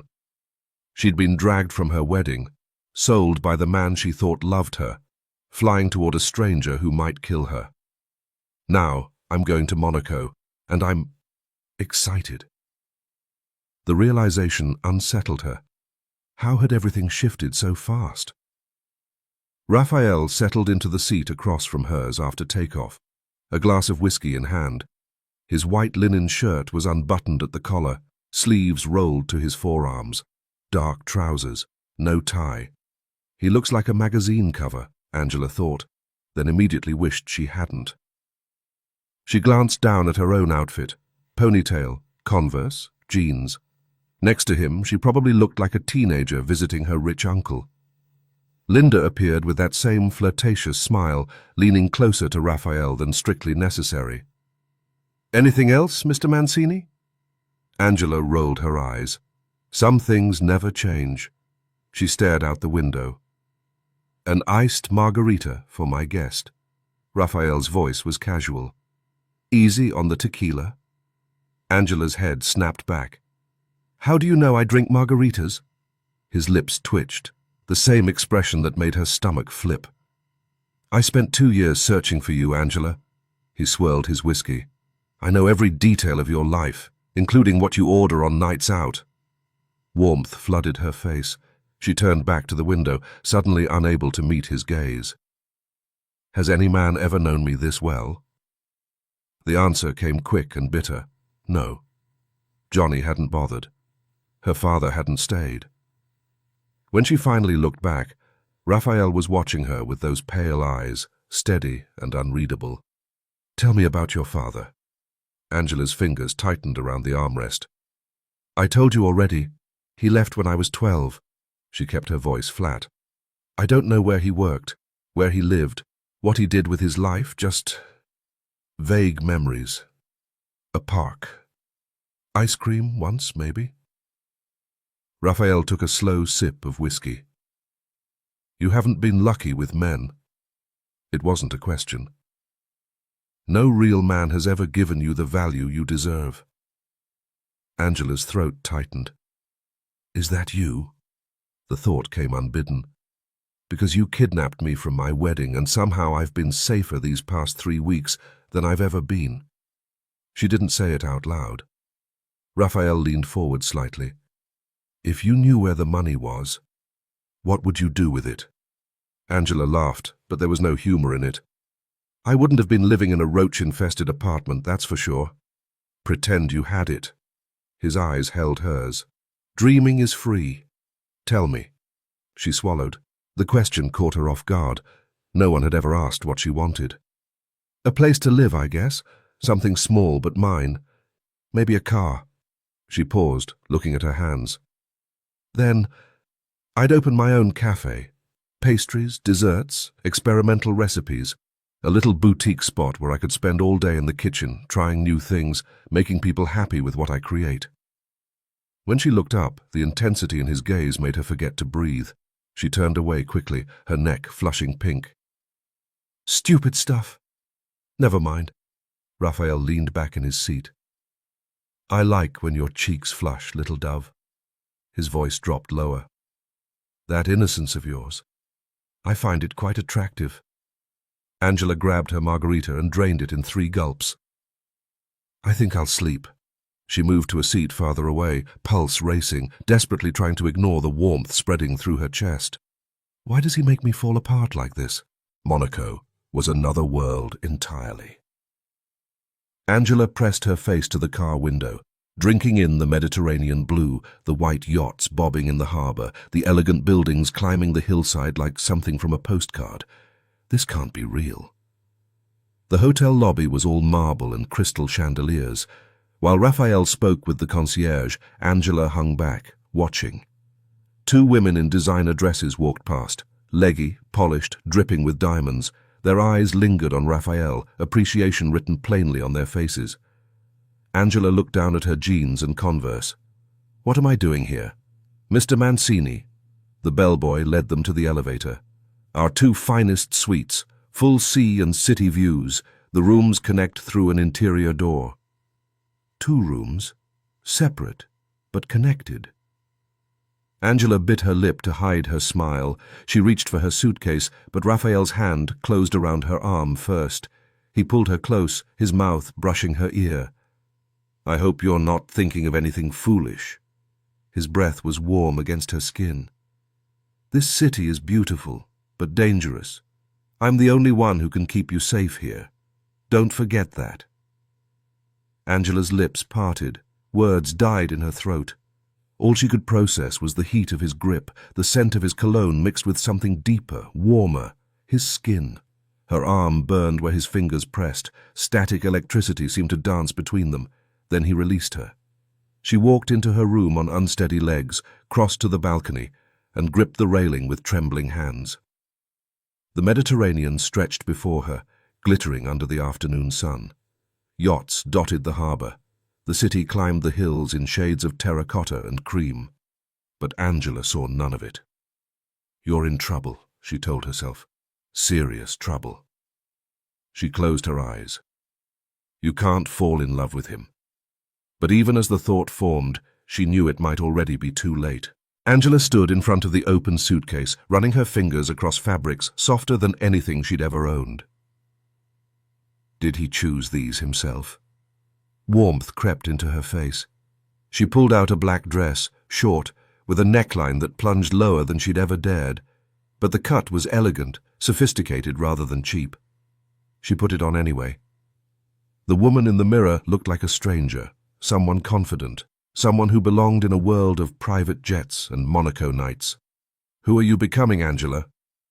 At 7:30, Angela opened her door just as Raphael raised his hand to knock. Neither of them moved. His gaze traveled down her body with deliberate slowness, the dress, the heels, the way the fabric clung to curves she usually kept hidden. He looked at her like a man holding himself back by a thread. "Beautiful little dove." The words came out low, almost reluctant, as if they'd escaped without permission. Angela crossed her arms. "I don't like when you call me that. It makes me feel weak." She stepped past him toward the elevator, heels clicking against marble.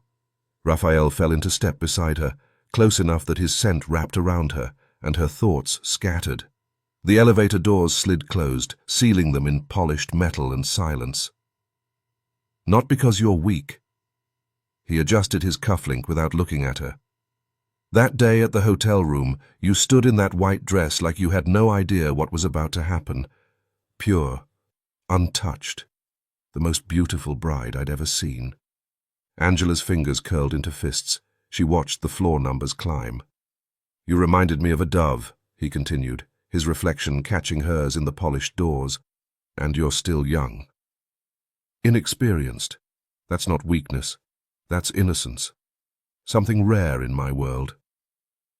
The elevator chimed. The doors opened onto the marble lobby. Angela stepped out first, stopped, turned, looked him dead in the eye. "Maybe I'm not as innocent as you think." She walked toward the exit without waiting for his response, her pulse kicking hard even as she kept her spine straight. Behind her, his footsteps paused, just one beat, before resuming slower, more deliberate. She didn't need to look back to know he was smiling. The restaurant was everything Monaco promised: elegant, expensive, exclusive. Half the room turned when Raphael entered. Angela stayed at his side, feeling simultaneously out of place and strangely protected. Dinner felt different. Not captor and captive, not mafia boss and hostage. Something else entirely. They talked about food. Angela analyzed each dish, guessing at techniques and ingredients. Raphael listened with genuine interest, asking questions, laughing when she got defensive about her opinions. The wine went down too easily, but it wasn't the alcohol making her dizzy. It was him. The way he leaned forward when she spoke, the way his fingers brushed hers when he passed the bread, the careful distance he maintained, close enough to feel intimate, far enough to leave her wanting more. This feels like a date. The realization should have terrified her. It didn't. The club was dark and loud. Strobing lights painted everything in shades of blue and purple, and the bass vibrated through Angela's chest like a second heartbeat. Raphael guided her through the crowd with a hand on her lower back. "I need to take this meeting alone." He nodded toward a private area. "Stay where I can see you." Angela raised an eyebrow. "I'm not a child." His eyes dropped briefly to her neckline before returning to her face. "No." His voice dropped. "You're not." Then he was gone. Angela ordered a margarita, then a second. She watched him from across the room, cataloguing details she had no business noticing. Why can't I stop looking at him? I should hate him. I should be plotting escape. But another voice whispered back, "Johnny took money to hand you over. You could be married right now to a cheater who spent your money and sold you out the first chance he got. Your first time would have been with someone who saw you as a transaction. Raphael taking you from that altar. Maybe it wasn't a kidnapping. Maybe it was something else. Come dance with me." Angela turned. A man had slid onto the stool beside her. Expensive watch, smile that didn't reach his eyes. His hand landed on her waist before she could react. Her body went rigid. "I said no." She shoved against his chest. "My boyfriend is here, and if you don't want trouble, walk away." The man laughed, grip tightening. "You're alone. If you had a boyfriend, he'd be—" "Get your hands off her." The voice came from behind them, low, quiet, lethal. The man's face went white. His hand dropped like her skin had burned him, and he stumbled backward, nearly falling in his haste to escape. Raphael stepped into view. His expression was calm, too calm, the kind of calm she'd seen before he'd ordered a man dragged away. "You have 3 seconds to leave this club." His voice didn't rise above a murmur. "Because in about 10, I'm going to break every finger you touched her with." The man was gone before Raphael finished speaking. Raphael turned to Angela. His eyes swept over her, checking for damage, and something in her chest loosened at the concern beneath the cold fury. He reached past her and set her glass aside with deliberate finality. "My boyfriend is here." The corner of his mouth curved. Interesting choice of words. Color rose in her cheeks. She looked down. "I just said that to make him leave." "Did you?" The question hung between them. Angela couldn't answer, couldn't look away from that gaze that seemed to see straight through her. Raphael extended his hand. "I shouldn't have left you alone looking like this." His eyes swept over her one more time. "Men will keep trying their luck." Angela hesitated only a moment before placing her hand in his. His fingers closed around hers, warm, firm, certain. He led her through the crowd, past the bar, past the dance floor, out into the Monaco night where the Mediterranean breeze cooled her burning skin. Neither of them spoke, but he didn't let go of her hand, and Angela didn't pull away. The breeze had turned cool by the time they reached Port Hercule, Monaco's lights reflected in the dark water like scattered diamonds. Angela shivered. Before she could cross her arms, Raphael shrugged off his jacket and draped it over her shoulders. The fabric was still warm from his body, saturated with his scent. They walked in silence before the question she'd been swallowing finally clawed its way out. "How long are you going to keep me?" Raphael's stride didn't falter, but she saw the muscle in his jaw tighten. "I don't know anything about the money my father supposedly stole." Her voice came out steadier than she felt. "I've told you this. What exactly do you expect from me?" He stopped walking. For a long moment, he stood motionless, staring out at the water. Then he turned, and that cold gaze found hers with an intensity that made her lungs lock. "I don't keep anyone close without reason, Angela." His voice was quiet, measured. "In my world, betrayal doesn't just cost money, it threatens power. When your father stole from me, I didn't just lose $10 million. My reputation was damaged." He stepped closer, close enough that she had to tilt her head back to maintain eye contact. "And in my world, when a father sins, that sin binds his family." Angela looked away, blinking rapidly. Her throat tightened until she could barely force words through it.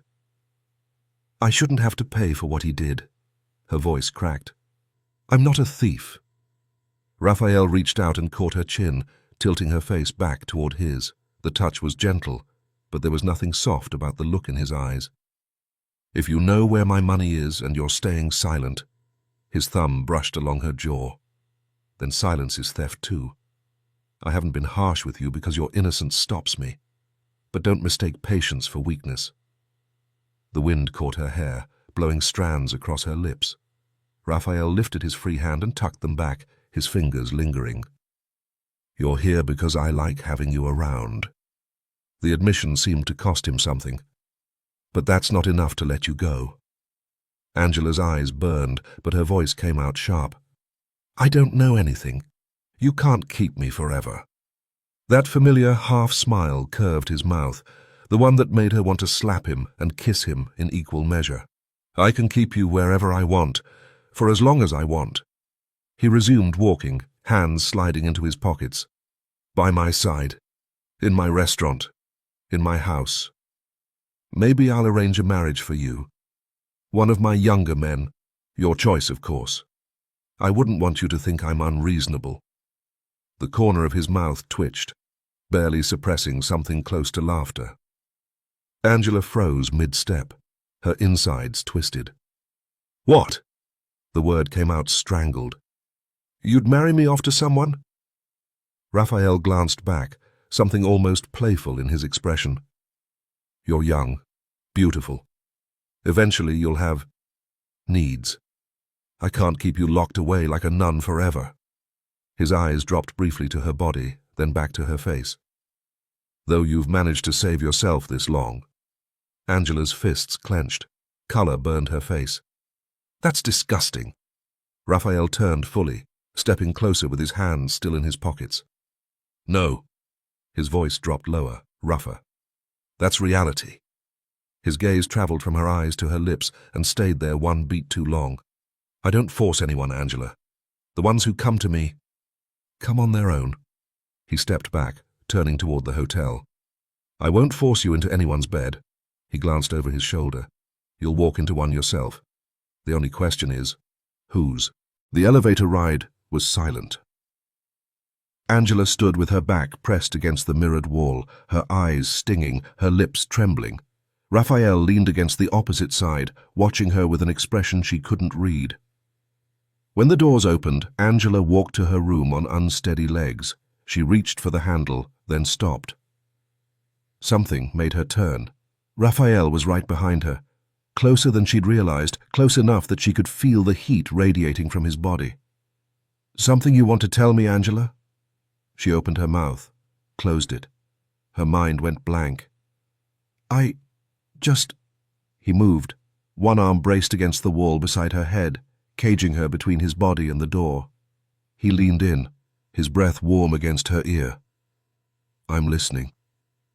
His voice was barely above a whisper. "Whatever you want to say. Now's the time." Angela's abs tightened. Her chest rose and fell in shallow bursts. This man made breathing impossible with nothing but proximity, but she would never surrender, not to his threats, not to his body. "I hate you." The words escaped, a lie so obvious it hung between them like smoke. Raphael pulled back, his expression shifted. Loss? Hunger? She couldn't tell. Angela didn't wait to find out. She pushed through her door and slammed it shut, pressing her back against the wood, her ribs aching with each breath. The only thought in her head was how badly she wanted to be in his arms. Angela stood in the middle of her room, her mind a tangle of contradictions she couldn't unravel. The Mediterranean breeze called to her through the glass doors, promising cool air and clarity, and she crossed to the balcony without thinking. She stepped outside and froze. The adjacent balcony was separated from hers by only a few feet of wrought iron railing, and leaning against it, a glass of amber liquid in his hand, was Raphael. Shirtless, nothing but black boxes clinging to narrow hips, every line of muscle carved in moonlight and shadow. His chest was broad, defined, the kind of body that came from discipline rather than vanity. A thin scar traced across his ribs, old, faded, a story she didn't know. Their eyes met. Neither moved. Neither spoke. The moment stretched between them like a wire pulled taut, vibrating with tension, neither acknowledged. Angela felt heat bloom in her belly, felt her pulse thrum in places she didn't want to think about. His gaze traveled over her slowly, the black dress still clinging to her curves, the bare shoulders, the flush she couldn't hide, and something dark flickered in those pale eyes. She retreated. The glass door slid shut behind her, and Angela pressed her back against it, her chest rising and falling too fast. Her skin felt too tight, too sensitive, like every nerve ending had been set on fire by nothing more than a look. "Think, Angela. Think." She began to pace, her bare feet silent on the cool marble. "You need to decide what you're going to do. How can you let him affect you like this? He's your captor, the man holding your future hostage." She sank onto the edge of the bed, pressing her palms against her eyes. Tell him the truth. Give him what he wants and walk away free. But even as the thought formed, she knew it wasn't that simple. Raphael Mancini didn't let things go.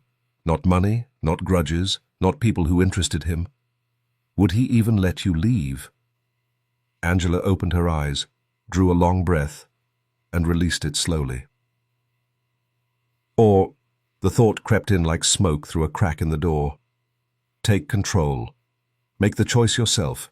Don't let him dictate the terms of your surrender, if you're going to surrender at all. She stood, crossed to the mirror, and studied her reflection. Wild hair from the evening's humidity, flushed cheeks, eyes that held something she barely recognized, determination maybe, or desire she'd stopped trying to deny. She smoothed her hair back with trembling fingers. Whatever happens next has to be my decision, my plan, my terms. Her gaze drifted to the connecting door between their rooms. She'd noticed it earlier but hadn't given it much thought. Now it seemed to pulse with possibility, with danger, with everything she was trying not to want. Angela walked toward it. Her fingers found the handle and she paused, biting her lower lip hard enough to hurt. Her heart hammered against her ribs like it was trying to escape. "Angela Fiori." She whispered the words to herself, barely audible.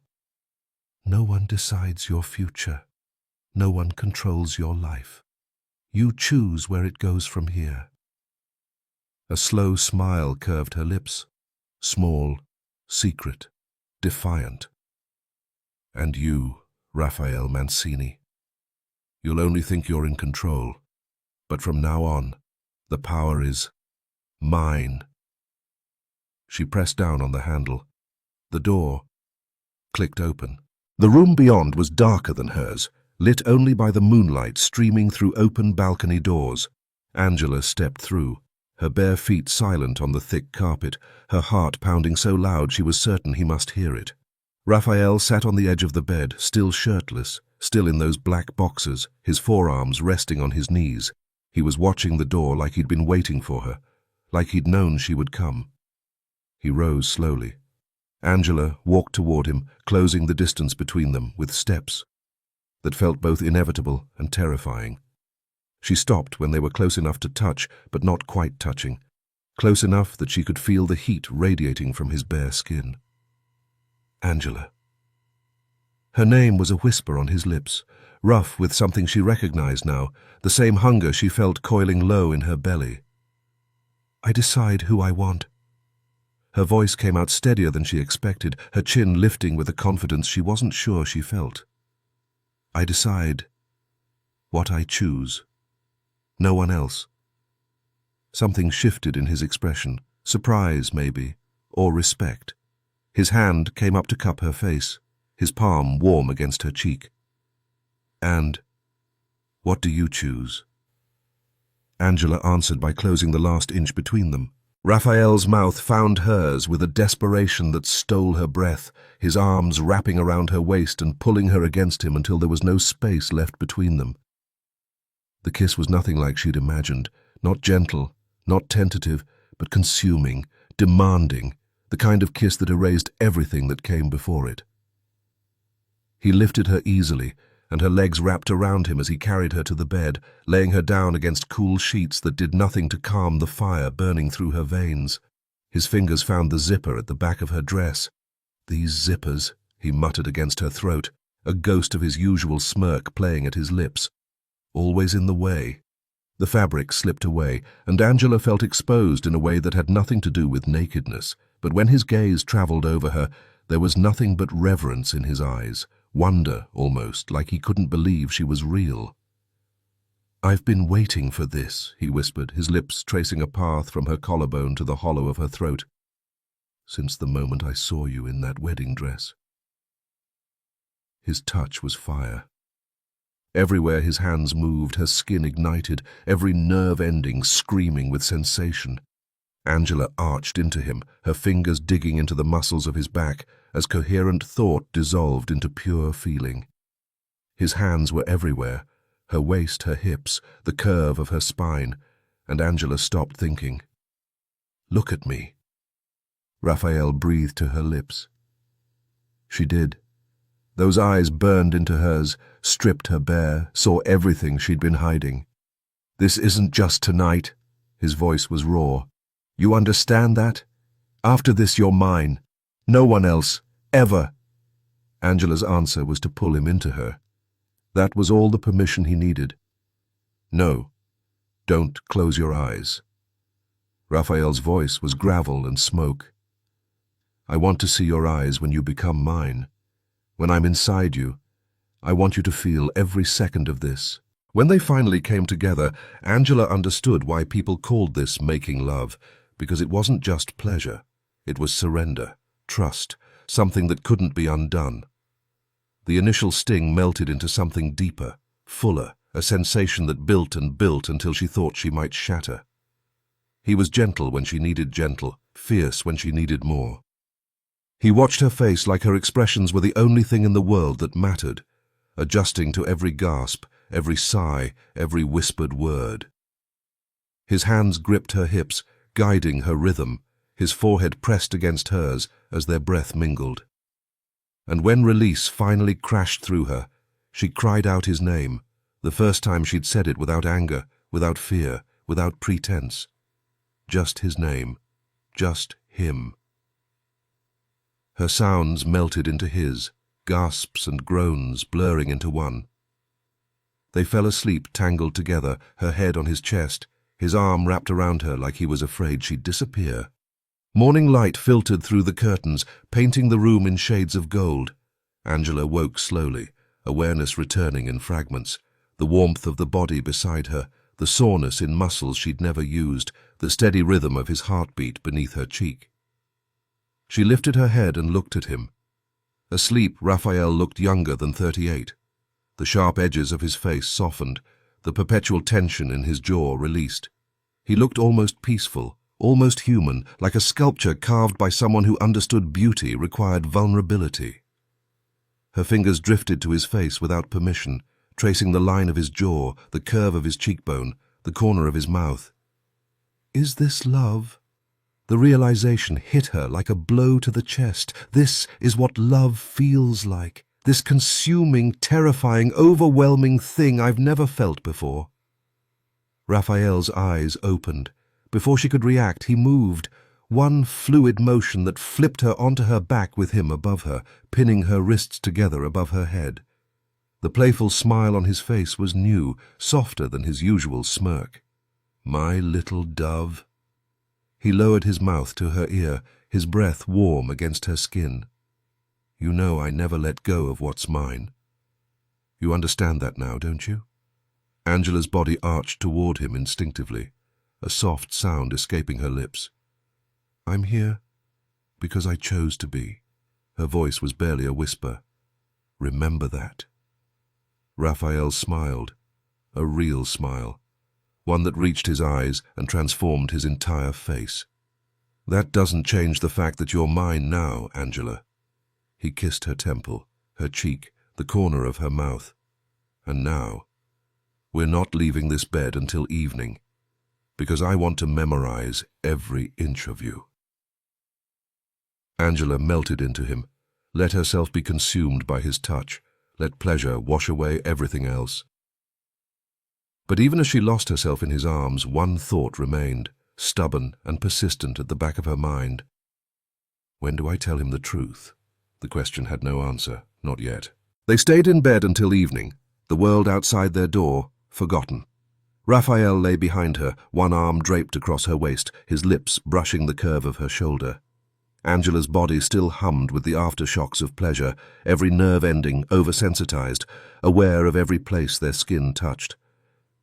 I didn't know I could want someone this badly." The words were a whisper against her ear, his breath warm on her neck. Angela turned in his arms to face him, her fingers tracing idle patterns on his chest. "Have there been many?"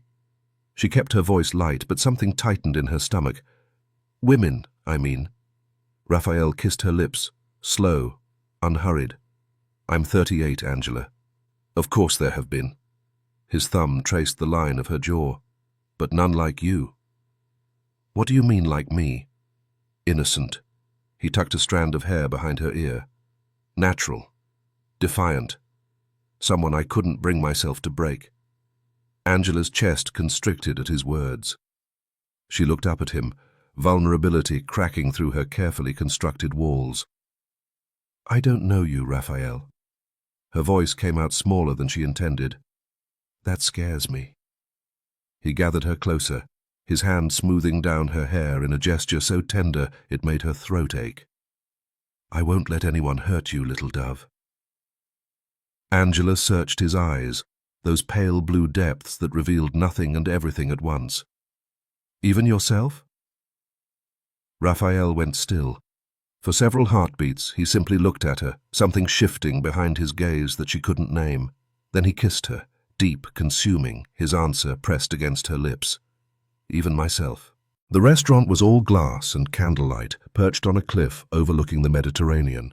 Monaco's elite filled the tables around them, diamonds glittering, laughter polished and practiced. Raphael's hand found hers as they walked through the entrance, his fingers interlacing with hers like it was the most natural thing in the world. Angela's mind raced even as her body leaned into his warmth. "What is this? What are we?" She felt special beside him, more special than she'd ever felt with anyone. Part of her still feared him, still remembered the cold authority in his voice when he'd ordered men dragged away. But another part, growing louder by the hour, craved his touch like oxygen. The investors rose to greet them with warm words and polished smiles. Julian kissed her cheek with genuine warmth. "Angela, lovely to see you again. You made quite the impression in New York." The table was lively, champagne flowing, business talk mingling with gossip about Monaco's social scene. Women at adjacent tables kept glancing at Raphael, their interest obvious, and Sophie, Julian's wife, leaned toward him more than once with her décolletage on display. But Raphael's eyes never strayed from Angela. His hand remained on her waist, her thigh, her shoulder, constant, claiming, present. He didn't spare the other women a single glance. "He sees only me." The realization warmed something deep in her chest. "This man values me." "Raphael, your girlfriend is awfully quiet." Sophie's voice cut through the chatter, her smile sharp as glass. "But she's very lovely. You chose well." She turned to Angela, her tone softening just a touch, condescending, honeyed. "Sweetheart, I hope all this technical talk isn't boring you." Angela straightened in her chair. She returned the smile, but hers was cool, deliberate. "Actually, not at all." Her voice was calm, measured.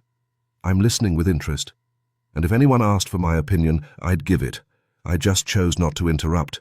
This is Raphael's territory." She paused, holding Sophie's gaze without flinching. "And your comment about me being chosen is interesting."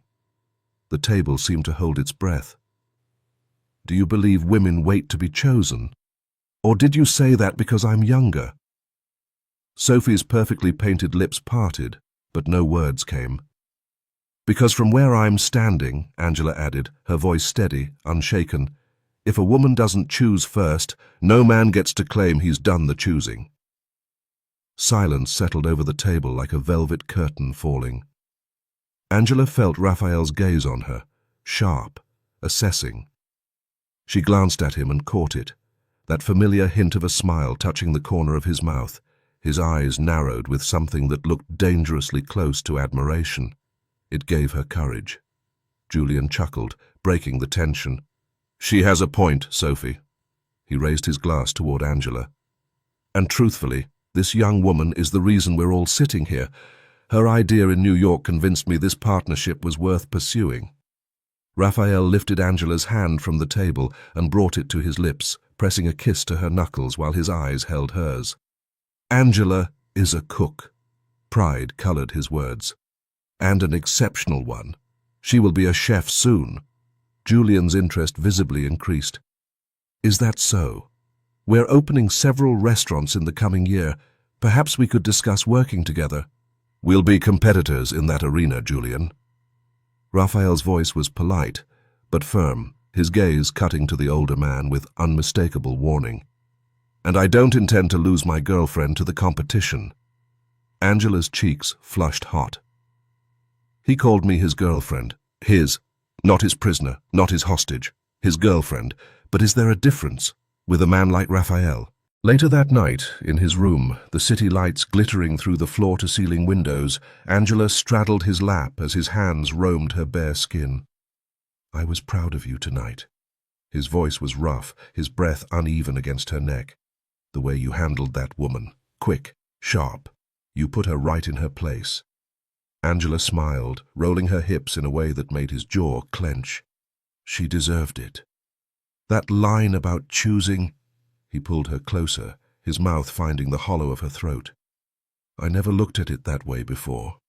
Angela tangled her fingers in his hair, tilting his face up to meet her eyes. You may have taken me, Raphael. Her voice dropped to a whisper. But I'm the one who opened that door. I'm the one who walked into your room. Don't forget that. Something dark and hungry flared in his gaze. In one fluid motion, he flipped her onto her back, pinning her beneath him. His mouth traced down her body, pausing at her breasts, and he looked up at her through hooded eyes. Maybe you're not as naive as I thought, little dove. Angela arched into his touch, a moan escaping her lips as pleasure sparked through every nerve. I'm not, she thought, even as coherent thought began to dissolve, and you have no idea what I'm capable of. But that truth could wait. Tonight, there was only this, only him, only the fire consuming them both. The private jet cut through the clouds, Monaco falling away behind them. Angela sat close to Raphael, her head resting against his shoulder as the Atlantic stretched endlessly below. He lifted her hand to his lips, pressing a kiss to her knuckles, then her wrist, then the inside of her palm. From the galley, Linda the flight attendant watched them with barely concealed jealousy, her perfectly painted smile tightening at the edges every time Raphael touched Angela. Let her look, Angela thought. He's mine now. Tell me about your family. She traced idle patterns on his forearm. I've told you about mine, but you've never talked about yours. Raphael's jaw tightened almost imperceptibly before he spoke. My father was a hard man. Discipline, that's what he taught me. Control. The business came first, always. His voice was even, measured, like he was reciting facts rather than memories. He died 5 years ago. And your mother? Something shifted in his eyes, a crack in the armor she rarely saw. Cancer. I was 18. He paused, and when he continued, his voice had softened. She was my best friend, the only person in my family who understood me. Angela's chest constricted at the rawness in his words. She squeezed his hand tighter. I took over the family business after my father passed. Uncles, cousins. They didn't make it easy. Too many opinions, too much ambition. A muscle ticked in his jaw. Oscar is the only one I trust completely. He's a distant cousin, but we grew up together. He's been by my side since we were kids. And the restaurants, the nightclubs? Raphael turned to look at her, his pale blue eyes holding hers with unsettling intensity. When you operate in that world, you deal with dangerous people. And to survive dangerous people, you have to be more dangerous than they are. His thumb traced circles on her palm. That's the nature of the business. Silence stretched between them. Angela's stomach churned with the question she'd been holding back for weeks. Raphael. Her voice came out smaller than she intended. My father. How did he steal from someone like you? And why? He didn't answer immediately. His gaze shifted to the window, watching the clouds drift past. When he finally spoke, his voice was calm but heavy, not accusatory, just factual. Because your father wasn't afraid of me. Angela turned to face him fully, her brow furrowing. He wasn't my enemy, Angela. Raphael's eyes found hers again. He was by my side. He stole from the inside. The words landed like a physical blow. Ice water flooded her veins. Men like your father don't steal out of greed, Raphael continued, his tone almost clinical. They steal out of panic, out of desperation, out of a need to save someone they love. Angela's throat tightened around unshed tears. But understand this, his voice dropped, carrying the weight of absolute truth. Even if he did it to save you, in my world, that's still betrayal. Her eyes stung. She looked away, unable to hold his gaze. Raphael's voice softened unexpectedly. But that doesn't make you guilty. She turned back, startled by the gentleness in his tone. You weren't part of that chain, he said. You didn't touch that money. As long as that's true, you're innocent. He paused, something unreadable passing through his expression. Your father kept you ignorant on purpose, because if you'd known, you wouldn't have survived. Angela swallowed hard, pressure building behind her eyes. Stealing that money was easy, Raphael added quietly. What was hard was not touching it for 2 years. He watched her with something that looked almost like respect. That's why you're still here. Either you had no idea the money existed, or you knew and chose not to use it. Tears blurred her vision. Her voice cracked when she spoke. Is that the only reason I'm still here? Raphael reached out, tilting her chin up with gentle fingers, forcing her to meet his eyes. And because I love you, Angela Fiori. His voice was rough, stripped bare of its usual control. Despite who your father was. Despite everything. A tear slipped down her cheek. He wiped it away with his thumb. When they pulled up to the estate, Maria opened the front door with wide eyes. She glanced at Oscar in the garden, gesturing subtly toward the couple walking up the path. Something's different about them, she murmured when Oscar approached. He bit into his sandwich, watching Raphael's hand rest possessively on the small of Angela's back. Resisting Raphael is hard, he said with a knowing grin. Then he slid a sideways glance at Maria. Just like resisting me is hard. Maria rolled her eyes and walked back toward the kitchen without a word. Oscar sighed. One day, Maria. One day. The week that followed felt like a dream Angela was afraid to wake from.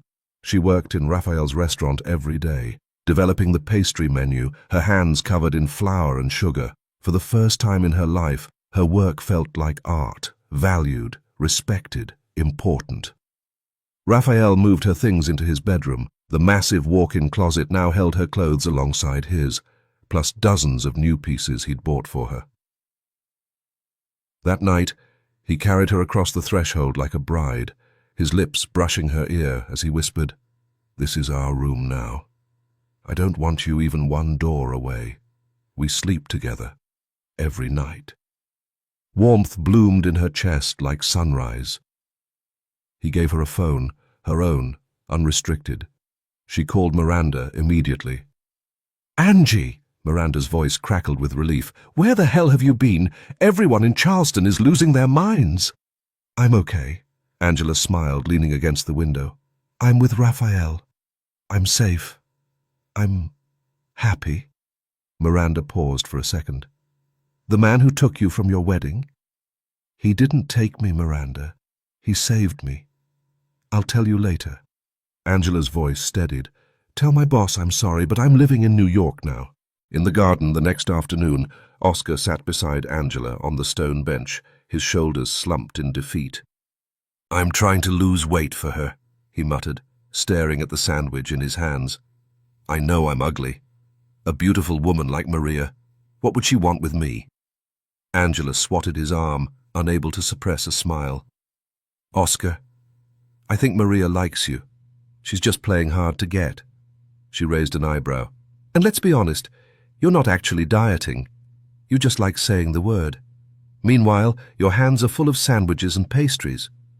Oscar looked down at his sandwich, then back at Angela. "Valid point. Go tell her how you feel. Stop hovering around her and just be direct."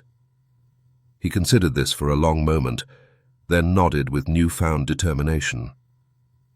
That evening, Angela found Raphael in his study, the blue glow of his computer illuminating his sharp features. "Come here, little dove." He pushed back from the desk, holding out his hand. "It's been 2 hours since I've seen you. I missed you." She went to him, her fingers threading through his dark hair as he pulled her onto his lap. "Raphael." She hesitated, searching for the right words. "I need to go to Charleston." He studied her face for a moment, then nodded. "Then I'll take you myself. We'll fly out, get your things, let you see your friends." His hand traced up her spine. "And then we'll come home." Home. The word settled into her bones like it belonged there. 2 days later, the private jet touched down in Charleston. Angela's heart raced as familiar streets rolled past the car window. She'd been gone almost a month, but it felt like a lifetime. Strange how this city that had always been home now felt like someone else's memory. Outside her apartment building, Raphael stopped the Mercedes, but made no move to get out.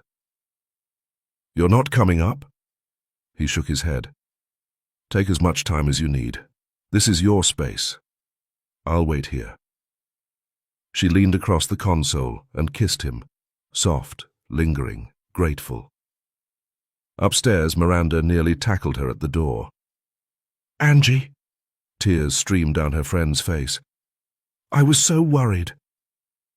They spent an hour catching up, laughing, crying, packing Angela's belongings into boxes.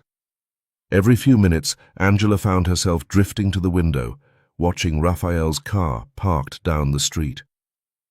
"Girl," Miranda's voice was knowing, "you're in love with him." Angela turned, heat rising to her cheeks. "That gorgeous man who dragged you out of your wedding?"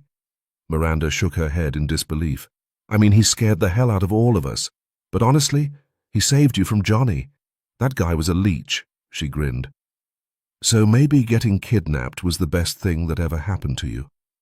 Angela laughed, but the sound was soft, almost reverent. "I do love him," she admitted. "Under that cold exterior, behind all the dangerous things he does. He's passionate, possessive, but he shows his love. He makes me feel like I matter." Miranda pulled her into a hug. "Then go get your man, Angie." Angela turned to gather the last of her things, but before she left, she paused at her nightstand. Her fingers found the familiar groove of the drawer. Inside, beneath her old music box, was a hidden compartment. She lifted the false bottom and pulled out a folded envelope. Her hands trembled as she tucked it into her pocket. Dread pooled in her stomach like cold water. Maybe I'll lose him, she thought, pressure building behind her eyes. Maybe this will destroy everything. But she couldn't keep lying. Not anymore. Without looking back, Angela walked out of the apartment and toward the waiting car. Toward Raphael. Toward the truth. Angela slid into the passenger seat, her backpack clutched against her chest. Raphael sat behind the wheel, but something was off. His jaw was tight, his gaze distant, fixed on some point beyond the windshield. His hands gripped the steering wheel like he was bracing for impact. "Thank you," she said softly, leaning over to press a kiss to his cheek. "For bringing me here. For waiting." He turned, and a small smile ghosted across his lips. He nodded, but said nothing. Angela studied his profile, the tension in his shoulders, the way his fingers drummed against the leather. "Is something wrong?" "No." His voice was measured, controlled. "There's one more place I want to take you before we leave." The envelope in her pocket seemed to burn against her thigh. All through packing, all through saying goodbye to Miranda, she'd been rehearsing how to give it to him. What to say, how to explain. "Tell him now," her mind urged. "Just tell him." But the words wouldn't come. The car wound through Charleston's historic streets until they reached Waterfront Park. The late afternoon sun cast golden light across the harbor, and the famous pineapple fountain sparkled in the center of the promenade. Raphael parked and walked around to open her door. He took her hand. his palm warm and steady against hers, and led her toward the fountain. Couples strolled past. Children chased each other across the grass. The air smelled of salt and possibility. They stopped at the water's edge, the fountain's gentle spray catching the light like scattered diamonds. Raphael turned to face her. His pale blue eyes held an intensity she'd never seen before, vulnerable, almost uncertain. "Angela," his voice was low, rough. "You've been with me for 6 weeks, but I've known about you much longer than that." Her brow furrowed. "What do you mean?" "I spent 2 years looking for you. After your father died, you disappeared. No trace, no trail." He paused, something flickering behind his gaze. "When I finally found you, I had you followed for 3 months before I made my move." Her breath caught. "I know what time you wake up," he continued. "Who you spend time with. Where you disappear to when you're hurting." His jaw tightened. "I know the bench you sat on for 3 hours the day your father died. I know you, Angela." She couldn't speak. Her heart hammered against her ribs. "There were reasons I wanted you near me. The debt. The money." He stepped closer, his hand rising to cup her face. "But there's something else. Something that has nothing to do with any of that." He reached into his jacket pocket. "I love you." The words came out raw, stripped of all pretense. "I want you with me. Always. At my side, in my bed, in my restaurant, everywhere." He lowered himself to one knee. Angela's hand flew to her mouth. Shock rippled through her, scattering her thoughts like dropped marbles. He opened a small velvet box. Inside, a diamond ring caught the fading sunlight, huge, flawless, breathtaking. "Marry me." For a moment the world stopped. The fountain's spray seemed frozen in mid-air. Everything narrowed to just him, just this, just the impossible question hanging between them. A smile trembled across her lips. Joy and terror warred inside her chest. But Raphael wasn't finished. "This isn't pressure," he said, his voice steady despite the vulnerability in his eyes. "I'm giving you a choice. A real one. You can say no, stay here, live your life, and I'll fly back to New York alone." A muscle worked in his jaw. "It'll break me, but at least I'll know you had an out." The envelope in her pocket pressed against her hip like a stone. Tears blurred her vision. She looked down at the ring, at the diamond blazing in the fading light, and something cracked open inside her chest. She closed the box. "Raphael." Her voice broke on his name. "Please, stand up." He rose slowly, confusion clouding his features. They stood face to face. Angela took the box from his hands and pressed it back against his chest. "Thank you for giving me a choice." A tear slipped down her cheek. "But my answer is no." His face went blank. Then pain flashed across it, quick, devastating, barely contained. "I thought we were in love." His voice was quiet, dangerous in its stillness. "I can't marry you." The words tore out of her, ragged and raw. "Not like this." "What does that mean?" His eyes narrowed, searching her face. "Not like this." Angela's fingers trembled as she touched his jaw, tracing the sharp line of bone beneath his skin. "I want to stay here, Raphael." Her voice cracked. "You said I had a choice. This is my choice." "Why are you crying?" His hand caught hers, holding it against his face. "Angela, tell me what's happening." She couldn't answer, not without destroying everything. So instead, she kissed him, pouring every word she couldn't say into his mouth, every apology, every confession, every goodbye she didn't have the courage to speak out loud. When she pulled away, his eyes were still closed. Oscar stood by the Mercedes, his massive frame leaning against the hood. His eyebrows shot up as Angela sprinted toward him, tears streaming down her face. She grabbed her backpack from the back seat, then she reached into her pocket and pulled out the crumpled envelope. "Give this to Raphael," She pressed it into Oscar's hands. "But only when you're in the air. Promise me." Oscar's face creased with confusion. "Angela, I thought you two loved each other." She wiped her eyes with the back of her hand, but the tears kept coming. "It's complicated, Oscar." Before he could respond, she turned and ran, away from the car, away from the park, away from the man still standing by the fountain with an empty ring box in his hands. Raphael didn't move for a long time. He stood at the water's edge, staring out at the harbor as the sun sank below the horizon. The only woman he'd ever truly wanted had just walked away from him, and he had no idea why. The private jet climbed through the clouds, New York bound. Raphael sat in silence, his gaze fixed on nothing. The ring box sat unopened on the table beside him. Oscar approached, his footsteps heavy on the cabin floor. "Boss?" He held out the crumpled envelope. "I promised Angela I'd give this to you once we were airborne." Raphael took it without a word. The paper was worn, creased from being folded and refolded too many times. Inside he found two things, a small flash drive and a handwritten letter. He unfolded the paper. The handwriting was shaky, unfamiliar, not Angela's. "Angela, my beautiful girl, if you're reading this, I'm already gone. I neglected you for years, on purpose.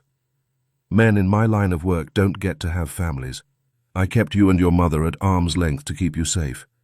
If I'd stayed close, you would have been a target. On the flash drive, you'll find a bank account in the Cayman Islands. It's in your name, more money than you'd ever need. You know this money isn't clean, but I'm leaving it to you because I need to know you'll be okay when I'm gone. I can't tell you what to do with it. I can only tell you this. If you dig into where it came from, people will come for you. If you don't touch it, maybe you'll be safe. If you do touch it, the consequences are yours to decide. I'm not asking you to forgive me. Just live a better life than I did." Raphael closed his eyes. "Little dove," he murmured, the words barely a whisper. "You knew all along." A small, painful smile curved his lips. She hadn't run because she didn't love him. She'd run because she did. Thank you so much for watching part 1 of Angela and Raphael's story. Part 1 ends here. But the story, it's just beginning. In part 2, Raphael discovers what Angela has been hiding for 2 years. A secret from the past threatens to destroy everything, and a choice that will change both their lives forever. Will they find their way back to each other? Or is this goodbye? Part 2 arrives in 3 days, but I need to know, are you coming back? Please comment Part 2 below. You can rate the story from 1 to 10, and if you felt something, anything, leave a like. Do Angela and Raphael deserve their happy ending? Tell me what you think. Thank you for watching. Thank you for caring. See you in Part 2.